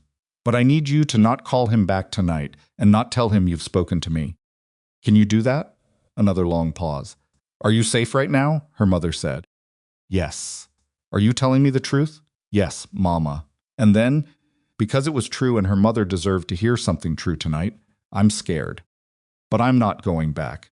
Her mother made a sound that was partly a sob, and partly sound that was partly a sob, and partly harder to name the sound of a woman realizing the shape of something that had been happening in her family while she'd been standing close enough to see it and hadn't seen it. "Okay," her mother said, finally. "Okay. I won't call him." After she hung up, Amara sat for a moment with the phone in both hands. Then she put it in her pocket and went back into Danielle's conference room and kept working. The expedited hearing was set for 8 a. The following morning, Danielle delivered this information at 1 a.m. with the particular controlled energy of someone operating on professional momentum in the absence of sleep. And Amara received it with the same controlled energy because she hadn't slept either, and at this point the tiredness was something she was wearing like a second skin, present, but irrelevant. Pratt is going to come in hot, Danielle said. He'll have had 7 hours to prepare a response, and he's very good at constructing responses under time pressure. What he won't have is time to verify or challenge the payment documentation, which means his main play will be to attack the source and request a continuance to conduct discovery. Will he get the continuance? Amara said. Not if the judge has read my filing correctly, Danielle said. The emergency financial freeze request is the pivot. If she grants it pending the hearing, Marcus loses access to the joint accounts immediately, which eliminates his ability to fund Pratt's continued involvement. Pratt works on retainer, not contingency. Without the financial resource, the legal strategy collapses. Amara thought about that. He has his family's money, she said. He'll use that. He can, Danielle said, but it creates a different picture for the judge. A man who claims to be the victimized party spending his family's money on an aggressive legal strategy while his wife files documented evidence of abuse and financial control, that's a picture that tells its own story. Amara looked at her. You've done this before, she said. Not this specific combination, Danielle said. But yes, this is what I do.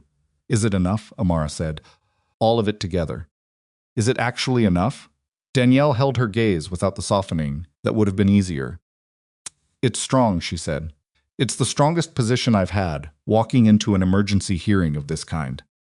But I won't tell you it's guaranteed, because courtrooms aren't guaranteed, and Pratt is skilled, and judges are human. She paused. What I can tell you is that you've done everything you could do. The rest is the law doing its job. Amara nodded. She went to find somewhere to lie down for 4 hours. She didn't sleep. She lay on the couch in Danielle's lobby and stared at the ceiling, and her mind ran the same sequence on a loop: the garden, the car, the guest house, the document, Marcus's voice on the phone, her mother's voice, Mia's face in the doorway, Pratt's smooth professional warmth, Jinho's flat hands on his desk, the payment record, the therapist, 3 years assembled and documented and filed at 11 p. And now sitting in a courthouse server somewhere, was waiting for morning. At 4 a.m. she gave up on horizontal and sat up. At 4:15, Tae-hwan came into the lobby from wherever he'd been. She didn't ask, and sat in the chair across from the couch without speaking. They sat in silence for a while. Jinho, she said eventually. Handled, he said. She didn't ask what that meant. She'd learned enough about him to understand the perimeter of what she needed to know. Are you all right? She said. He looked at her. It was the first time she'd asked him that. She could see the small adjustment it created, not discomfort, more like the shift when a question lands in a space that doesn't usually receive it. Ears, he said. I know. He looked at the window.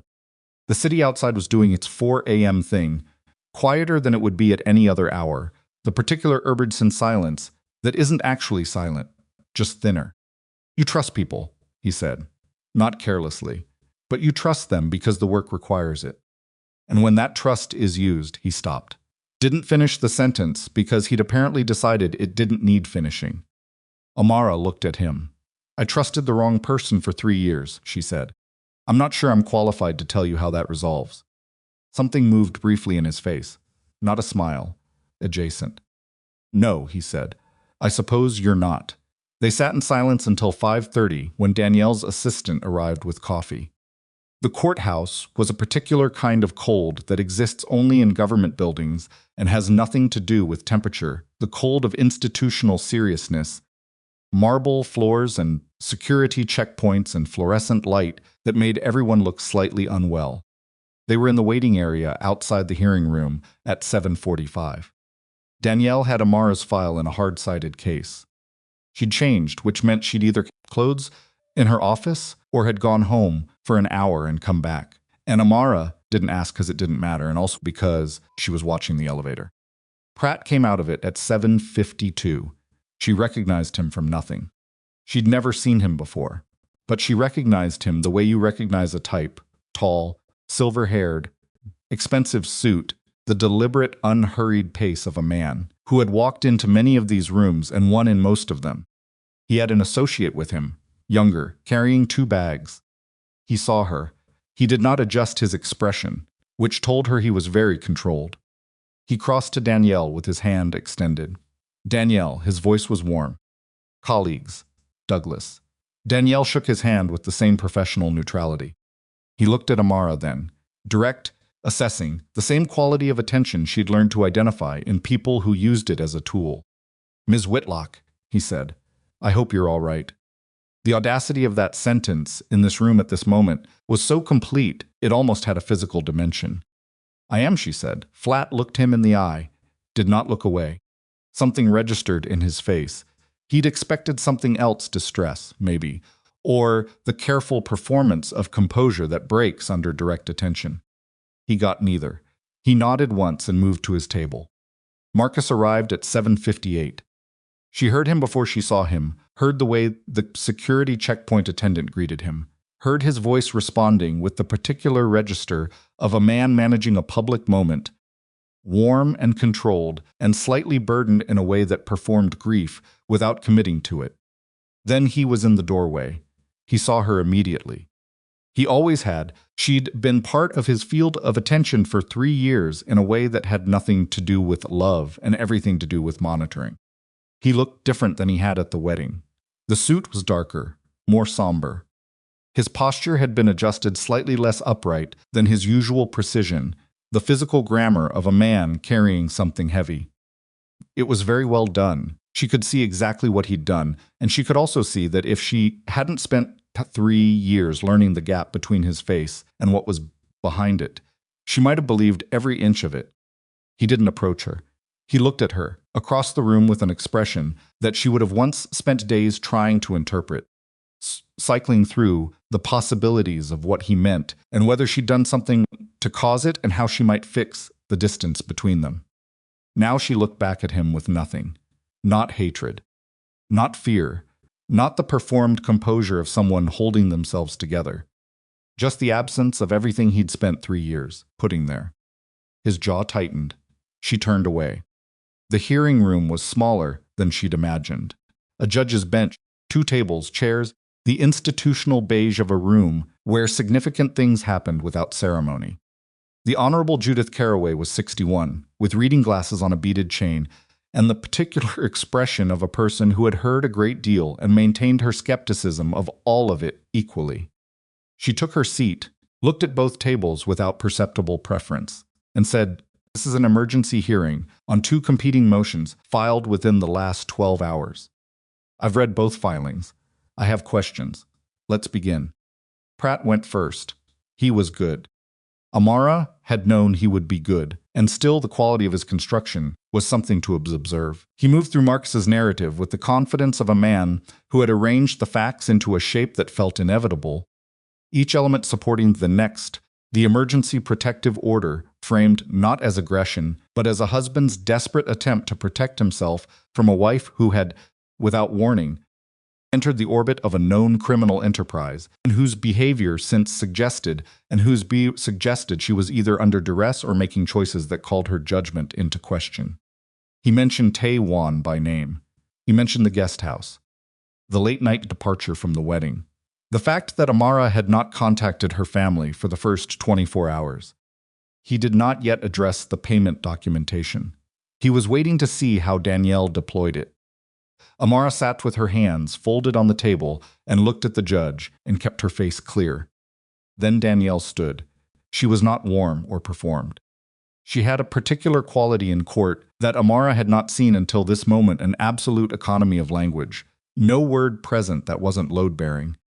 The structural confidence of someone who knew exactly what she was putting down and in what order. She led with the photographs. She did not describe them. She passed them to the clerk for the record, and she let them exist as evidence while she moved to the incident documentation.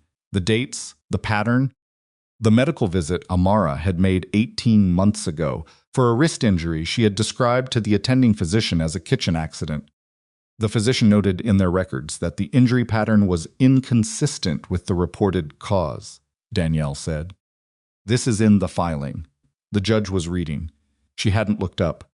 Then Danielle put the payment record on the table. Your Honor, the petitioner claims his wife's mental and emotional instability as a basis for the emergency protective order he filed on his own behalf. In support of that claim, he intends to call as a witness a therapist who treated the respondent for 6 sessions beginning 8 months into their marriage. She paused. I would direct the court's attention to Exhibit 7, which documents a series of payments totaling $14,000 made between 3.5 years ago and 7 months ago from a holding company whose beneficial owner is the petitioner to the private account of that same therapist. These payments predate the respondent's first appointment. The room held that. Pratt was already on his feet. Your Honor, this document's provenance is— Sit down, Mr. Pratt, the judge said. She still hadn't looked up. He sat. She read for 2 full minutes. Then she looked up. Mr. Pratt, she said, does your client wish to address the payment history documented in Exhibit 7? Pratt had recovered. That was the thing about very skilled attorneys, they recovered. He stood with his adjusted expression, the one that conveyed measured confidence, rather than the brief crack that had appeared. Your Honor, the document's origin is from a third party with documented criminal affiliations who has clear motivation to fabricate evidence in support of a narrative that benefits. The document was filed with the state corporate registry. Danielle said from her seat, not loudly. Payment records are from a financial institution. Both are independently verifiable. The judge looked at Pratt. I'm going to need your client to be available for questioning on this matter, she said. We'll recess for 15 minutes while I review the full filing. She stood. Everyone stood. In the hallway. Marcus appeared at Amara's shoulder before she'd taken 3 steps from the hearing room door. She felt him before she saw him, the specific atmospheric change that her body had learned to register without conscious processing. 3 years of nervous system calibration that didn't care about court proceedings or legal strategy. She stopped walking. She turned around. He was 2 feet from her. His composed public face was still present, but the edges of it were wrong, not falling apart. He was too controlled for that, but showing the seams in a way she'd only seen a few times before. Moments when the cost of maintaining it became visible. Amara, his voice was very low. This is not how this needed to go. Don't, she said. I'm trying to talk to you. You hired a therapist to document my instability before I ever saw her, she said. Quiet, controlled, in a courthouse hallway where the words would not carry further than between them. Don't talk to me about how this needed to go. Something shifted in his face. The composure recalibrated. The wounded husband accessed a different register. You were unstable, he said, flat now, the real version appearing beneath the performance. You were anxious and reactive, and I was managing that for 3 years because I loved you and didn't know how else to. You paid her before we had a problem, Amara said. You set it up before there was anything to manage. That means you already knew what you were going to do. His jaw tightened. Everything I did was to protect us, he said. Everything you did was to protect your control of me, she said. Those aren't the same thing. You know they aren't the same thing. He looked at her, really looked at her, the way he hadn't in the hallway or the hearing room, the look that went past the strategy and the construction to whatever was underneath it. She had spent years trying to read what was underneath it and never being certain. You think you've won something, he said. I think I've documented the truth, she said. Tae-hwan's going to leave you with nothing, he said. When this is over, and you're on the other side of it, whatever he's helped you build is going to turn to something you didn't intend, and you'll be standing in the middle of it alone. She looked at him for a moment. I'll take alone, she said. Alone, I already know how to survive. I've been surviving it inside this marriage for 3 years. He stared at her.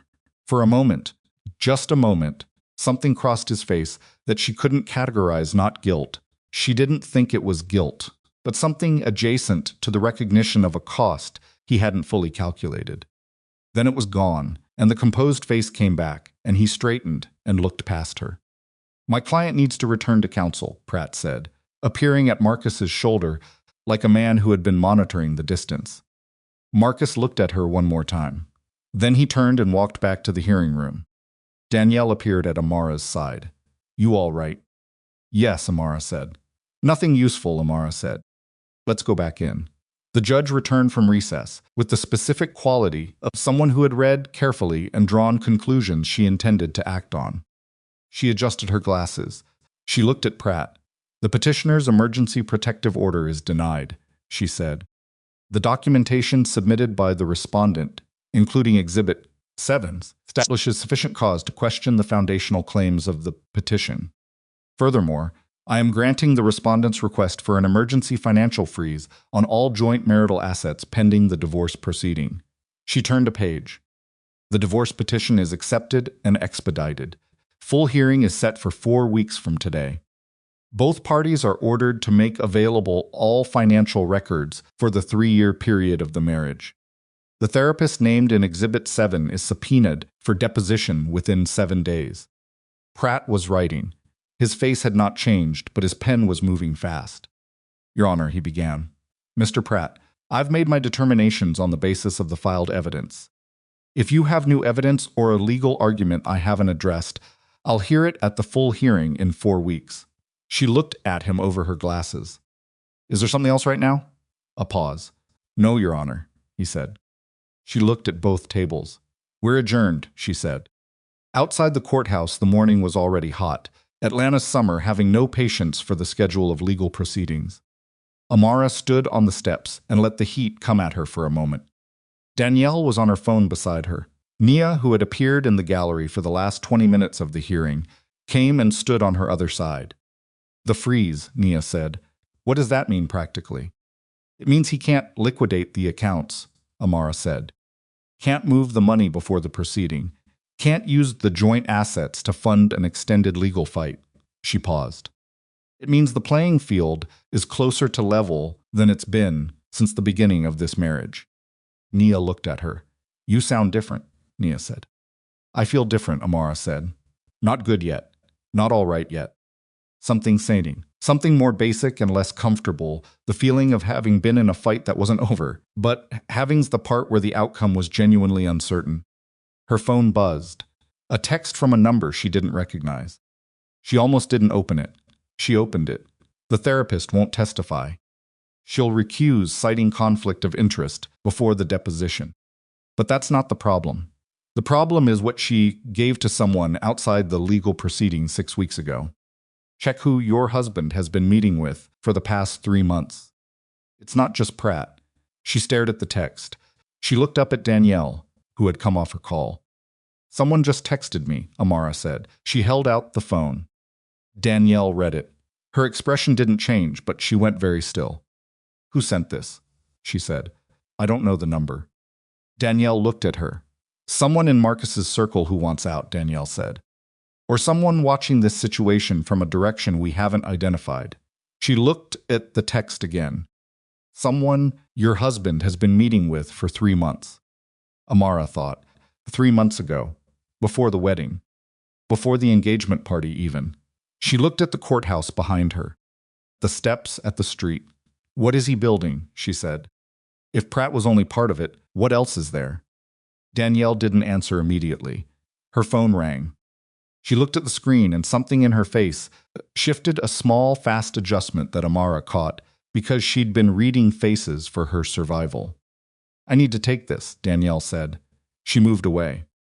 Amara stood on the courthouse steps with the heat pressing down and her phone in her hand and the anonymous text sitting in it like a door she hadn't known existed until it opened and now couldn't look away from.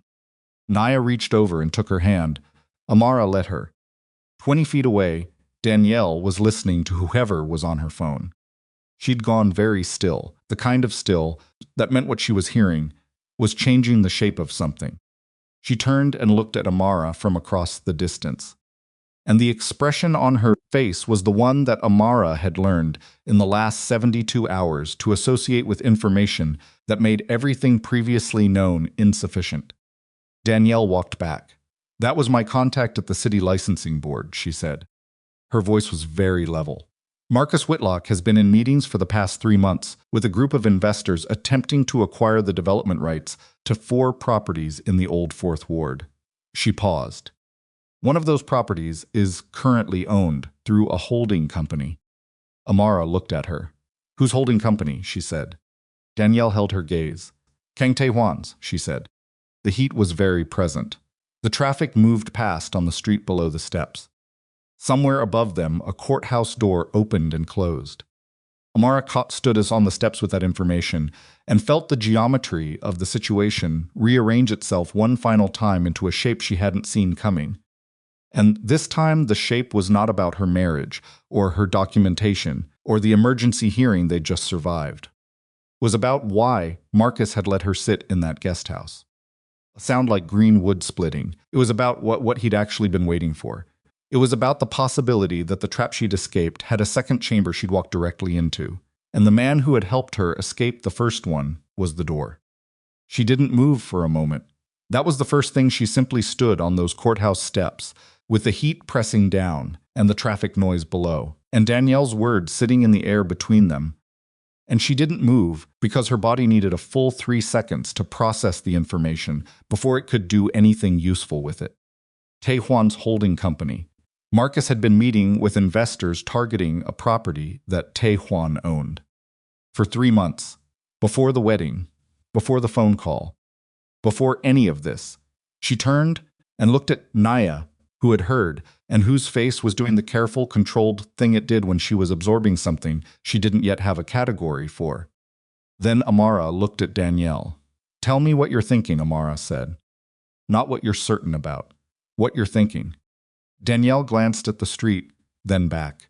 I'm thinking there are 2 possible explanations. The first is coincidence. Marcus has business interests in Old Fourth Ward development. Tae-hwan owns property there, and these things happen to intersect without any connection to you. She paused. The second is that Marcus knew about Tae-hwan before the engagement party. Knew about the property conflict. Engineered the conditions under which you would encounter Tae-hwan, who meant and potentially reach out to him, served a purpose beyond the narrative of the unstable wife. Amara looked at the courthouse door. It would give him leverage, she said slowly, over the property negotiation. If Tae-hwan is involved in a situation where a domestic abuse case implicates his organization, where his name is in court filings, where his associate sold information, where he's been documented driving someone's wife away from her husband, he becomes a liability to himself, Danielle said. A man with his profile cannot afford extended legal exposure. And a man in that position negotiating over property with someone who has just created that exposure is negotiating from a weakened position, Amara said. The sentence completed itself and sat there. Amara felt it move through her in layers. The first layer was the obvious one, the possibility of betrayal, the possibility that she'd been a piece on a board she hadn't known existed. The second layer was more complicated. Even if Marcus had engineered the meeting, Tae-hwan had answered the phone. Tae-hwan had driven 20 minutes. Tae-hwan had put her in a guest house with a lock on the inside of the door and connected her with Danielle and told her the truth about Jinho when a different man would have buried it. She needed to separate what Marcus might have intended from what Tae-hwan had actually done. Those were not the same calculation. I need to talk to him, she said. I know, Danielle said. Today, I know. Danielle looked at her carefully. Amara, whatever you find out, it doesn't change your case. The documentation, the payment record, the hearing this morning. None of that is altered by what Tae-hwan did or didn't know about Marcus's property interests. I know that too, Amara said. She picked up her phone and called him. He answered on the first ring. I need to see you, she said. Not the apartment. Somewhere neutral. A pause briefer than she expected. There's a coffee place on North Highland, he said. I'll be there in 30 minutes. He was there in 22. She was already at a corner table when he came in. He scanned the room the way he always did, automatic, thorough, the practiced sweep of a man for whom situational awareness was not a choice but a baseline, and then he came to the table and sat down across from her and looked at her face and said nothing. She looked at him. She was trying to do what she'd done for the last 4 days, read the gap between surface and interior. She'd gotten decent at reading him.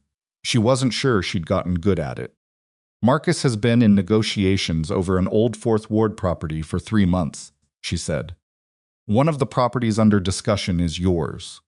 He didn't react, and the fact that he didn't react was itself a reaction. You knew, she said. He held her gaze. I knew there was a competing interest in the Dearborn Street property. I didn't know the name behind it until this morning. This morning, she said, after the hearing. One of my people pulled the full investor group documentation, he said. Marcus Whitlock appeared in it at 7:48 a. And you were going to tell me when, she said. I was 40 minutes from your phone, he said. She looked at him. He looked back. She was searching his face for the thing she most feared, finding there not deception exactly, but the version of events where she had been a variable in someone else's equation without knowing it. Did you know about Marcus before the engagement party? She said. He didn't look away. No. Did you know who Nia's husband was when you agreed to attend that party? Devon Okafor. Yes, I knew who he was. We'd done business. Did you know Devon's soon-to-be sister-in-law was married to Marcus Whitlock? Pause before he answered was not long, but it was real. Not before that night, he said. She pressed her hands flat on the table. But at some point during the party, someone mentioned the family connection, he said. Yes, she absorbed that. So you knew, she said. Standing on that terrace, when you gave me the card. I knew your husband's name, he said. I didn't know what was happening inside your marriage. I knew you'd been smiling for 2 hours, and it didn't reach. He paused. Those are not the same thing. But knowing his name, knowing there was a business conflict. What are you asking me, he said. Not sharp, direct. The way he was always direct, which she had taken as honesty, and was now interrogating. She looked at him. I'm asking whether you gave me that card because you saw something in my face, she said, or because having me owe you something was useful in a negotiation you were already in. The table between them was very quiet. He leaned forward slightly. Just slightly, not closing distance for pressure, more like bringing himself into a cleaner line of sight. When I gave you that card, he said, Marcus Whitlock was a name in a property file that my people were monitoring. He was not someone I had a strategy around. He was background. He paused. What I saw on that terrace was a woman who had been performing composure for so long it had started to look like her actual face. And I recognized that, not because it was useful, because I know what it looks like. She held his gaze. Why do you know what it looks like? She said. He was quiet for a moment. She had never pushed past the surface of him, before had taken his reserve as boundary and respected it. She wasn't respecting it now. My mother, he said. Finally, the word came out with the particular weight of something that doesn't get said often. She was good at performing composure. For a long time. He stopped. I was 12 when I understood what she'd been performing around. Coffee shop moved around them. Someone at the counter ordered something. A door opened and let in street noise and closed again. Sat with what he'd just said and understood that it was the truest thing he'd offered her in 4 days, and that it had cost him something to put it on the table, and that it didn't resolve everything, but it resolved the specific question she'd most needed answered. He had recognized her. Not calculated her. Recognized her. Okay, she said. He looked at her. That doesn't mean there isn't a problem, she said. Marcus found out about the property connection at some point. Whether he engineered this or stumbled into it, he's going to use it. He's going to argue that you had a financial motivation to help me build a case against him. That the whole thing was a coordinated strategy between us to damage him in the negotiation. Yes, Tae-hwan said. Can he prove that? He can allege it, Tae-hwan said. Proof requires a connection that doesn't exist because the connection doesn't exist. Pratt doesn't need proof, she said. He needs reasonable doubt. Tae-hwan looked at her.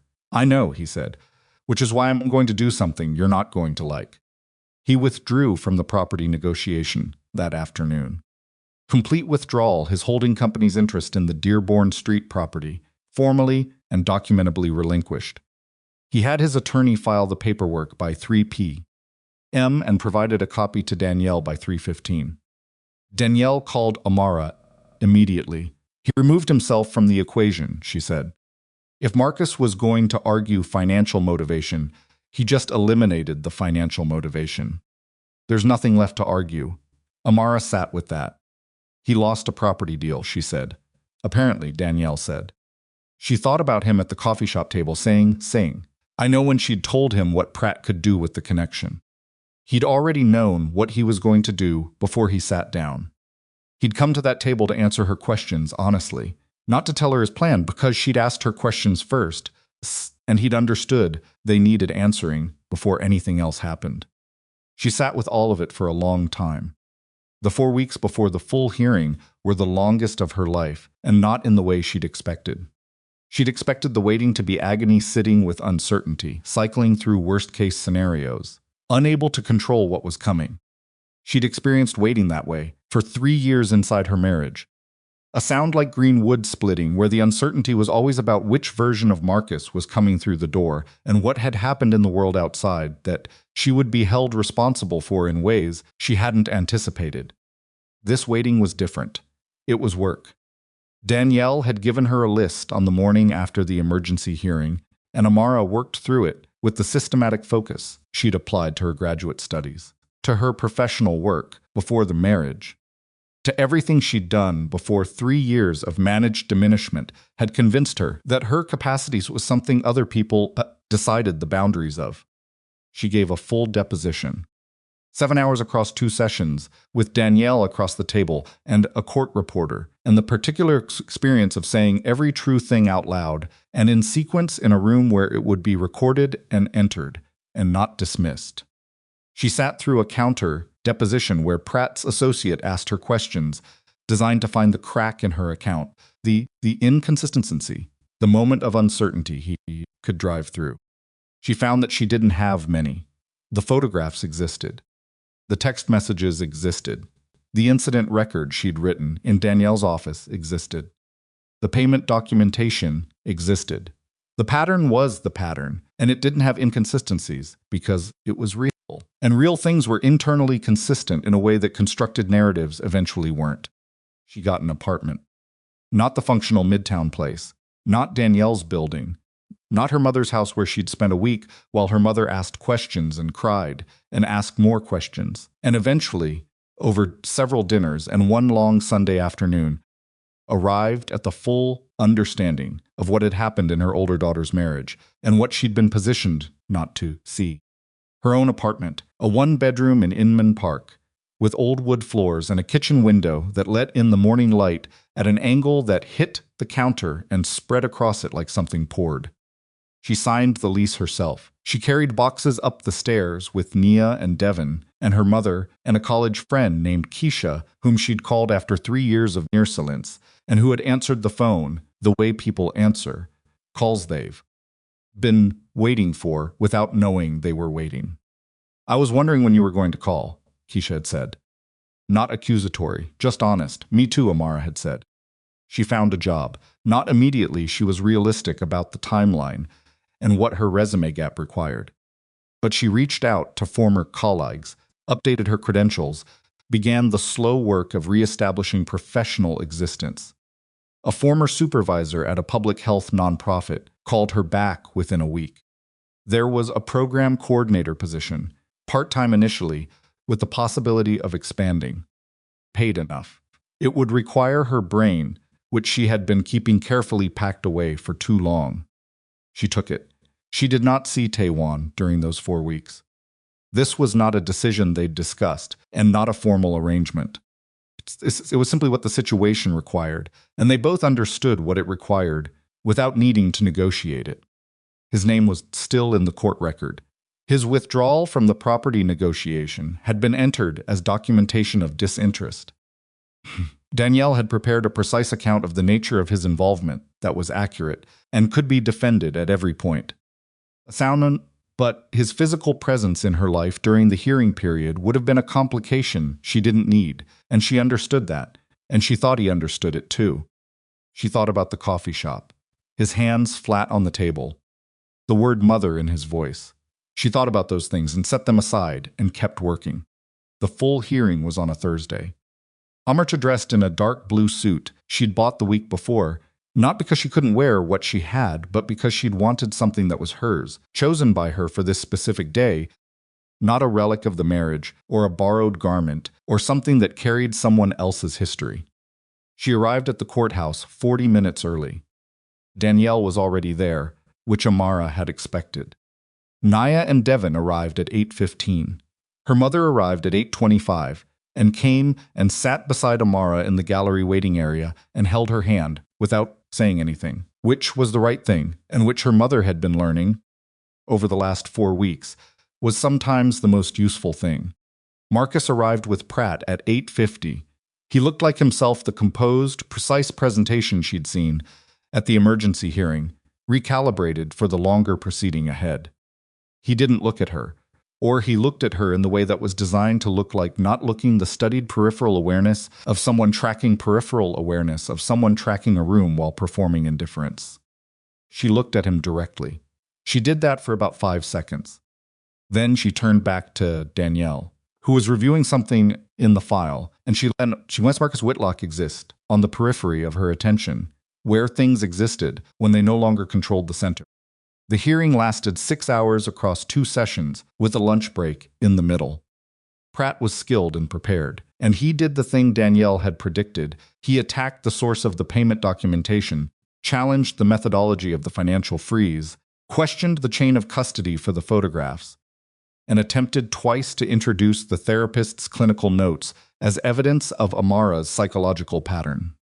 The second attempt landed differently than the first, because the therapist had not shown up for her deposition. She had filed a recusal citing ethical conflict, as the anonymous text had predicted, and in her absence, her clinical notes were challenged by an independent forensic psychologist Danielle had retained, who testified that the pattern of documentation, the specific language used, the particular framings of Amara's behavior bore hallmarks consistent with guided note-taking rather than independent clinical observation. The forensic psychologist was careful with her language, precise and unshakable under Pratt's cross-examination, which lasted 45 minutes and did not produce a single material concession. Marcus testified. He was very good on the stand. Amara had known he would be very good on the stand because Marcus was always good in rooms where performance was the primary currency, where the thing being evaluated was not truth, but the convincing arrangement of selected truths into a shape that felt inevitable. He spoke about his marriage with a measured, careful grief. He described Amara's anxiety, her withdrawal, her increasing difficulty with social situations that he had managed privately because he loved her and believed it was their private struggle to work through. He described the night of the wedding with the specific language of a frightened husband. I didn't know where she was. I didn't know who had her. I was terrified. He was believable. Amara sat at the respondent's table and was believable right back. When she took the stand, she did not perform. That was the decision she and Danielle had arrived at across hours of preparation, and it was the right decision, not because performance would have failed, but because the truth, assembled and documented and placed in sequence, was more compelling than any performance could have been. She answered every question Danielle asked in the direct voice she'd found in herself over the last month, not flat, not emotionless, but unmanaged. She let things land on her face when they landed. She didn't rush to fill silences. When Pratt cross-examined her and the questions were designed to produce either defensiveness or distress, she gave him neither. She gave him accuracy. At one point, Pratt asked her to characterize her relationship with Kang Tae-hwan. She said, "He gave me a way out when I needed one, connected me with legal counsel, and stepped back when his continued involvement would have complicated my ability to fight for myself. I would characterize that as assistance without expectation, which I had never experienced from a man before." Pratt paused. He moved on. The judge Judith Caraway again. The same precise woman from the emergency hearing asked one question directly of Amara. She leaned forward slightly over her notes and said, "Miss Whitlock, the payment documentation in Exhibit 7. Were you aware of the financial arrangement between your husband and the therapist at the time you attended those sessions?" "No, Your Honor," Amara said. "I found out 4 weeks ago." "And if you had known?" Amara looked at her. I would have understood earlier that everything I believed was my own perception was being managed by someone who had planned to manage it. From the beginning, she said. I don't know if that would have changed how long it took me to leave. By the time I found out, I understood that the length of time wasn't a failure of my intelligence. It was the intended result of a systematic effort. She paused. I want to be clear about that, because I spent a long time believing it was my failure. The room was very quiet. Judge Caraway nodded once and looked back at her notes. The ruling came at 4:15 in the afternoon. The divorce was granted. The financial distribution favored Amara substantially.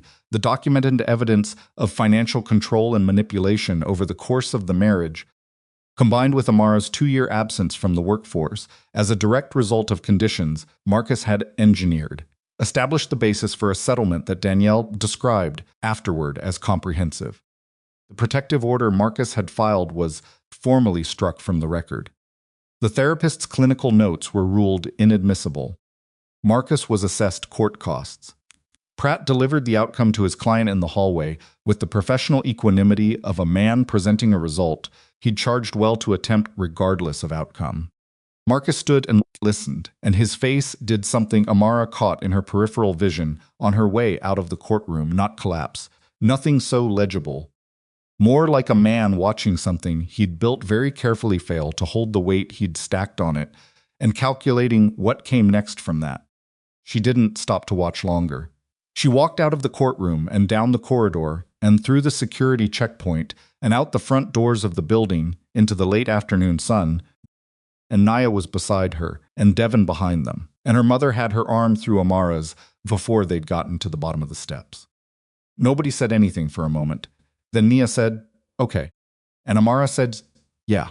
And her mother made a sound that was mostly exhale, 3 months of held breath moving through a woman in one long, unsteady release. They stood on the steps. The city moved around them, the way it always did, indifferent and continuous, and after a while they went to find somewhere to eat dinner. She texted Tae-hwan that evening. 2 words, "It's done." He responded after a few minutes, "I know."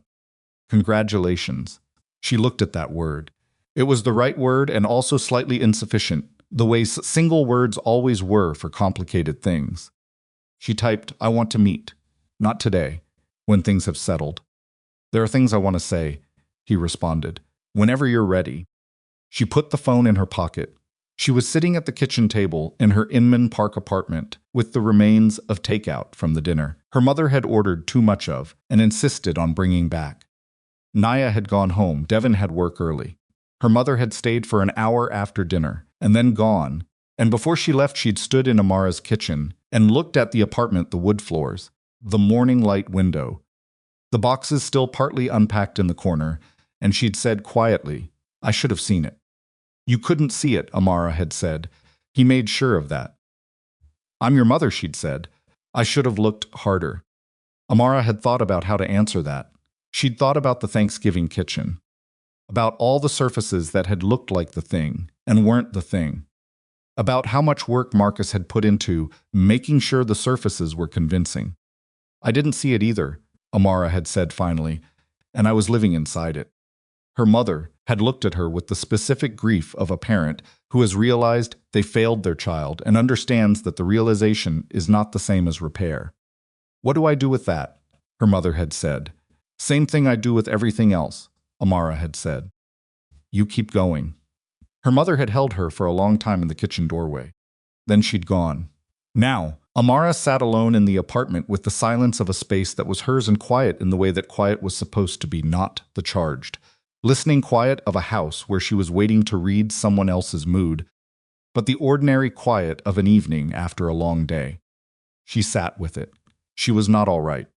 She knew she wasn't all right in the full sense yet, because full sense took longer than 4 weeks and a court ruling, and she was honest enough with herself now not to confuse winning something with healing from it. The documentation she'd filed, the hearings she'd sat through, the divorce that had been granted, those were outcomes. What lay behind them was 3 years of accumulated damage that wasn't going to file paperwork and be resolved by 4:15 on a Thursday. She was going to need time. She had time. That was the thing she was still adjusting to, not the freedom in the large, dramatic sense Not the absence of Marcus's specific grip on her life, but the smaller, stranger reality that she had time now. The days ahead were not structured around someone else's needs and moods and the constant low-level calculation of safety. She could waste time. She could spend an afternoon doing something pointless and not account for it. She could call a friend without monitoring what she said. She could leave her own apartment and come back when she felt like it and not explain the timeline. She could be bored. That one was going to take the longest to believe. She met with the therapist 3 weeks after the hearing. Not Marcus's therapist, her own, chosen from a list she'd assembled herself through research and conversations with Keisha, who'd been in therapy for 5 years and had opinions.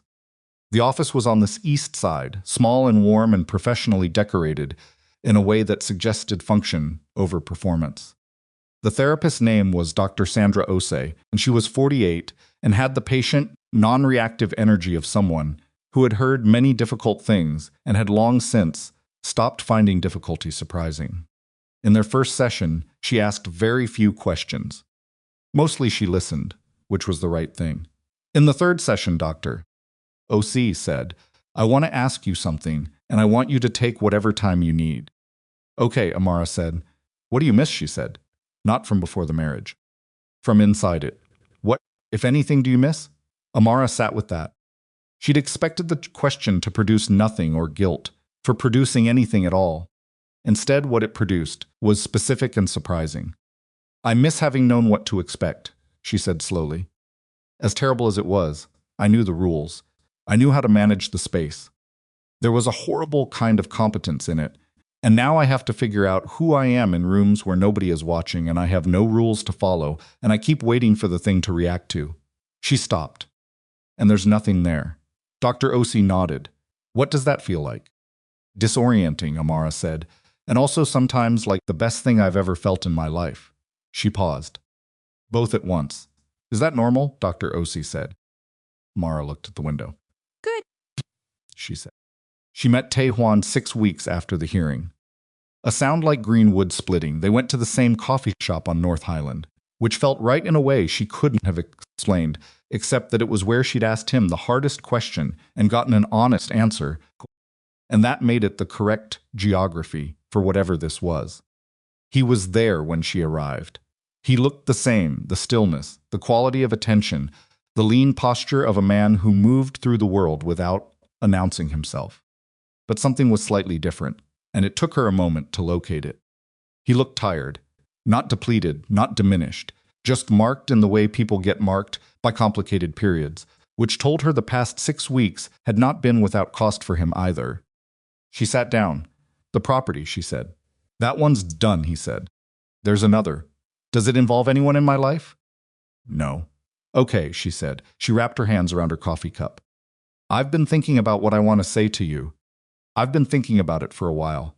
He waited. He was always very good at waiting. "I was angry," she said. "For about a week after the hearing, when everything settled, I was angry at you. Even though I knew the property conflict wasn't what made you give me that card. Even though I believed what you told me at this table. I was still angry." "I know," he said. She looked at him. "You know? You had a right to be," he said. "It was complicated, and you were in the middle of it without full information. Being angry at the person who had information you didn't have is a reasonable response." "Are you always this measured about people being angry at you?" she said. Something crossed his face. The adjacent to amusement thing. "No." "Good," she said. "I wouldn't know what to do with someone perfectly measured all the time." The coffee shop moved around them. Someone laughed at the counter. A chair scraped. "I want to ask you something," she said. "Okay. When you decided to withdraw from the property negotiation," she said, "was it purely strategic? Removing the financial connection to protect my case?" He considered. That was part of it. What was the other part? He looked at his coffee, then back at her. The negotiation had become associated with something it shouldn't be associated with. "I don't like my business interests tangled with things that matter, for other reasons." He paused. "It felt wrong to have a financial stake in the land, under a situation I cared about, regardless of land." She held that. "You cared about it," she said. Not a question. Yes, he said, plainly, without elaboration or frame. She nodded slowly. I care about what happens to you, she said. Whatever that becomes or doesn't become, I want you to know that. The last 2 months of my life, the way they went, that's partly because of what you did. The door you opened. I know I walked through it myself. But you opened it. You kept the card, he said. For 7 months, she said. 7 months is a long time, he said, as he had once before. I know, she said. I think I knew somewhere that I was going to need it. That I was building up to something, and having it there was. She paused. It was the one door that existed in a room where every other wall was solid. He looked at her steadily. The door's still there, he said. Whatever you need it for. She looked back at him. She understood what he was splitting, and what he wasn't offering, the difference between presence and possession, between caring and controlling, between a person who would stay in her periphery and be available versus a person who would take up the center and occupy it. She understood this because she had spent 3 years inside the other thing and knew every texture of it.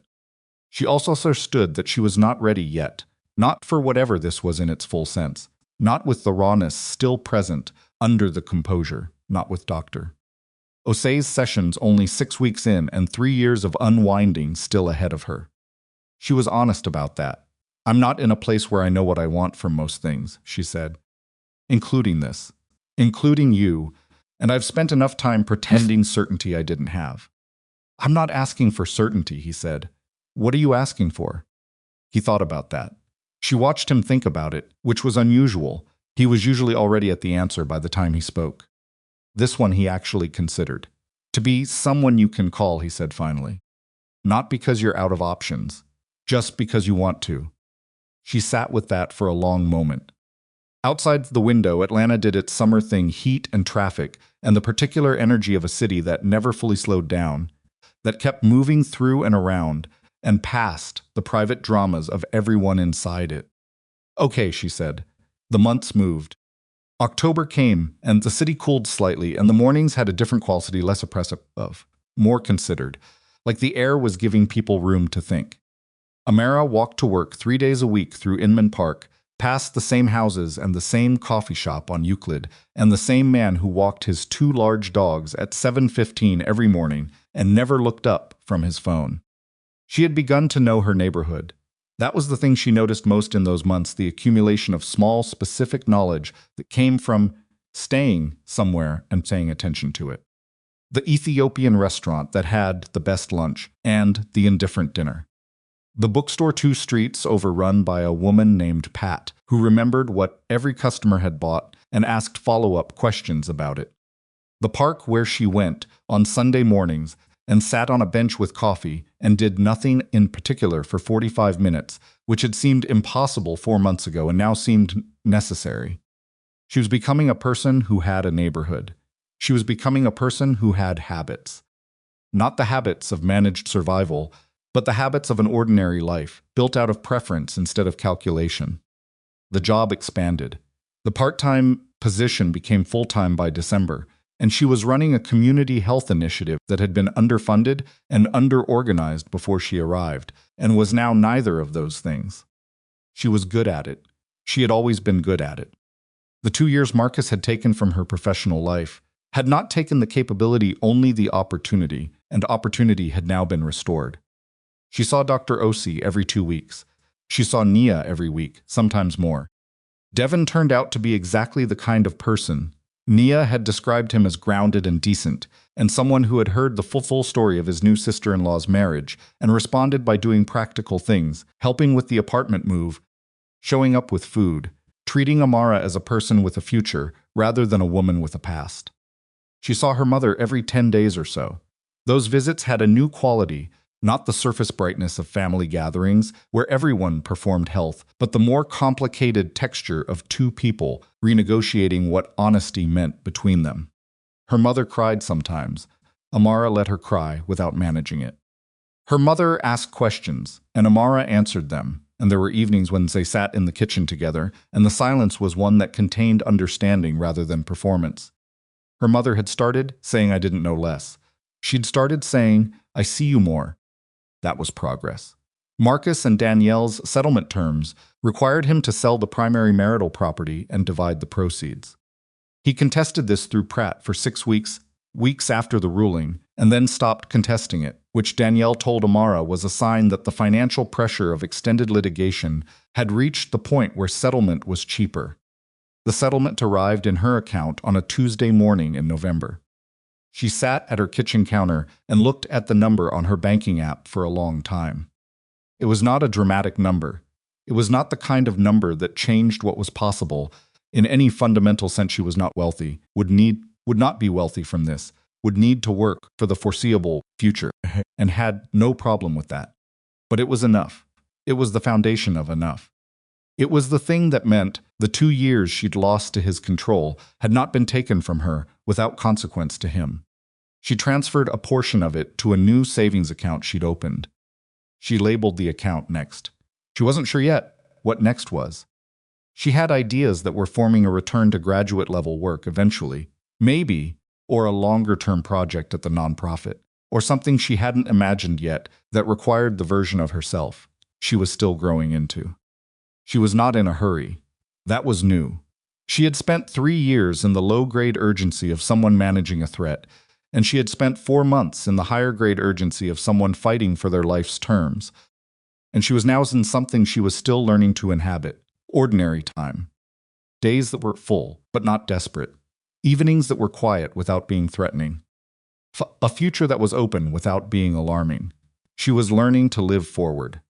She called Tae-hwan on a Friday night in November. Not from need, not from crisis. Just because she wanted to hear his voice was what she'd told him she would call for when she was ready to call for that, and she was ready. He answered on the second ring. "Hey," she said. "Hey," he said. There was something slightly different in his voice, not surprise. He was never surprised, but a quality of attention that was warmer than his baseline. "I'm sitting in my apartment," she said. "There's nothing wrong. I don't need anything. I just wanted to call." A pause. "Okay," he said. "How are you?" she said. He considered this. She could tell from the timing that he was actually considering it and not deflecting. "Better than 6 weeks ago," he said. "Different than a year ago." "Good different or complicated different?" "Both," he said. "Yeah," she said. "Same." She looked at the window. The evening light on the Atlanta skyline, low and warm, the kind of light that made the city look patient. They talked for 37 minutes. About nothing significant. About the neighborhood and a restaurant she'd found, and a book she'd picked up at Pat's bookstore, and a thing that had happened at work that was funny, in the way things that were actually annoying became funny when you had enough distance. He talked about a project he was working on and the unexpected complication it had hit this week. She listened and asked questions, and he answered them. It was ordinary. That was the thing. It was a phone call between two people who had been through something hard together and had come out the other side of it and were now talking about nothing. On a Friday evening, the way people talked, when they were simply regularly in each other's lives. When they hung up, she sat for a while with the phone in her hand. She thought about the card. Small and white, tucked in a drawer at a house that was no longer hers, in a marriage that had been dismantled and documented and ended. She thought about standing in a garden in a forest green dress with 3/4 sleeves and shaking hands and the phone pressed to her ear.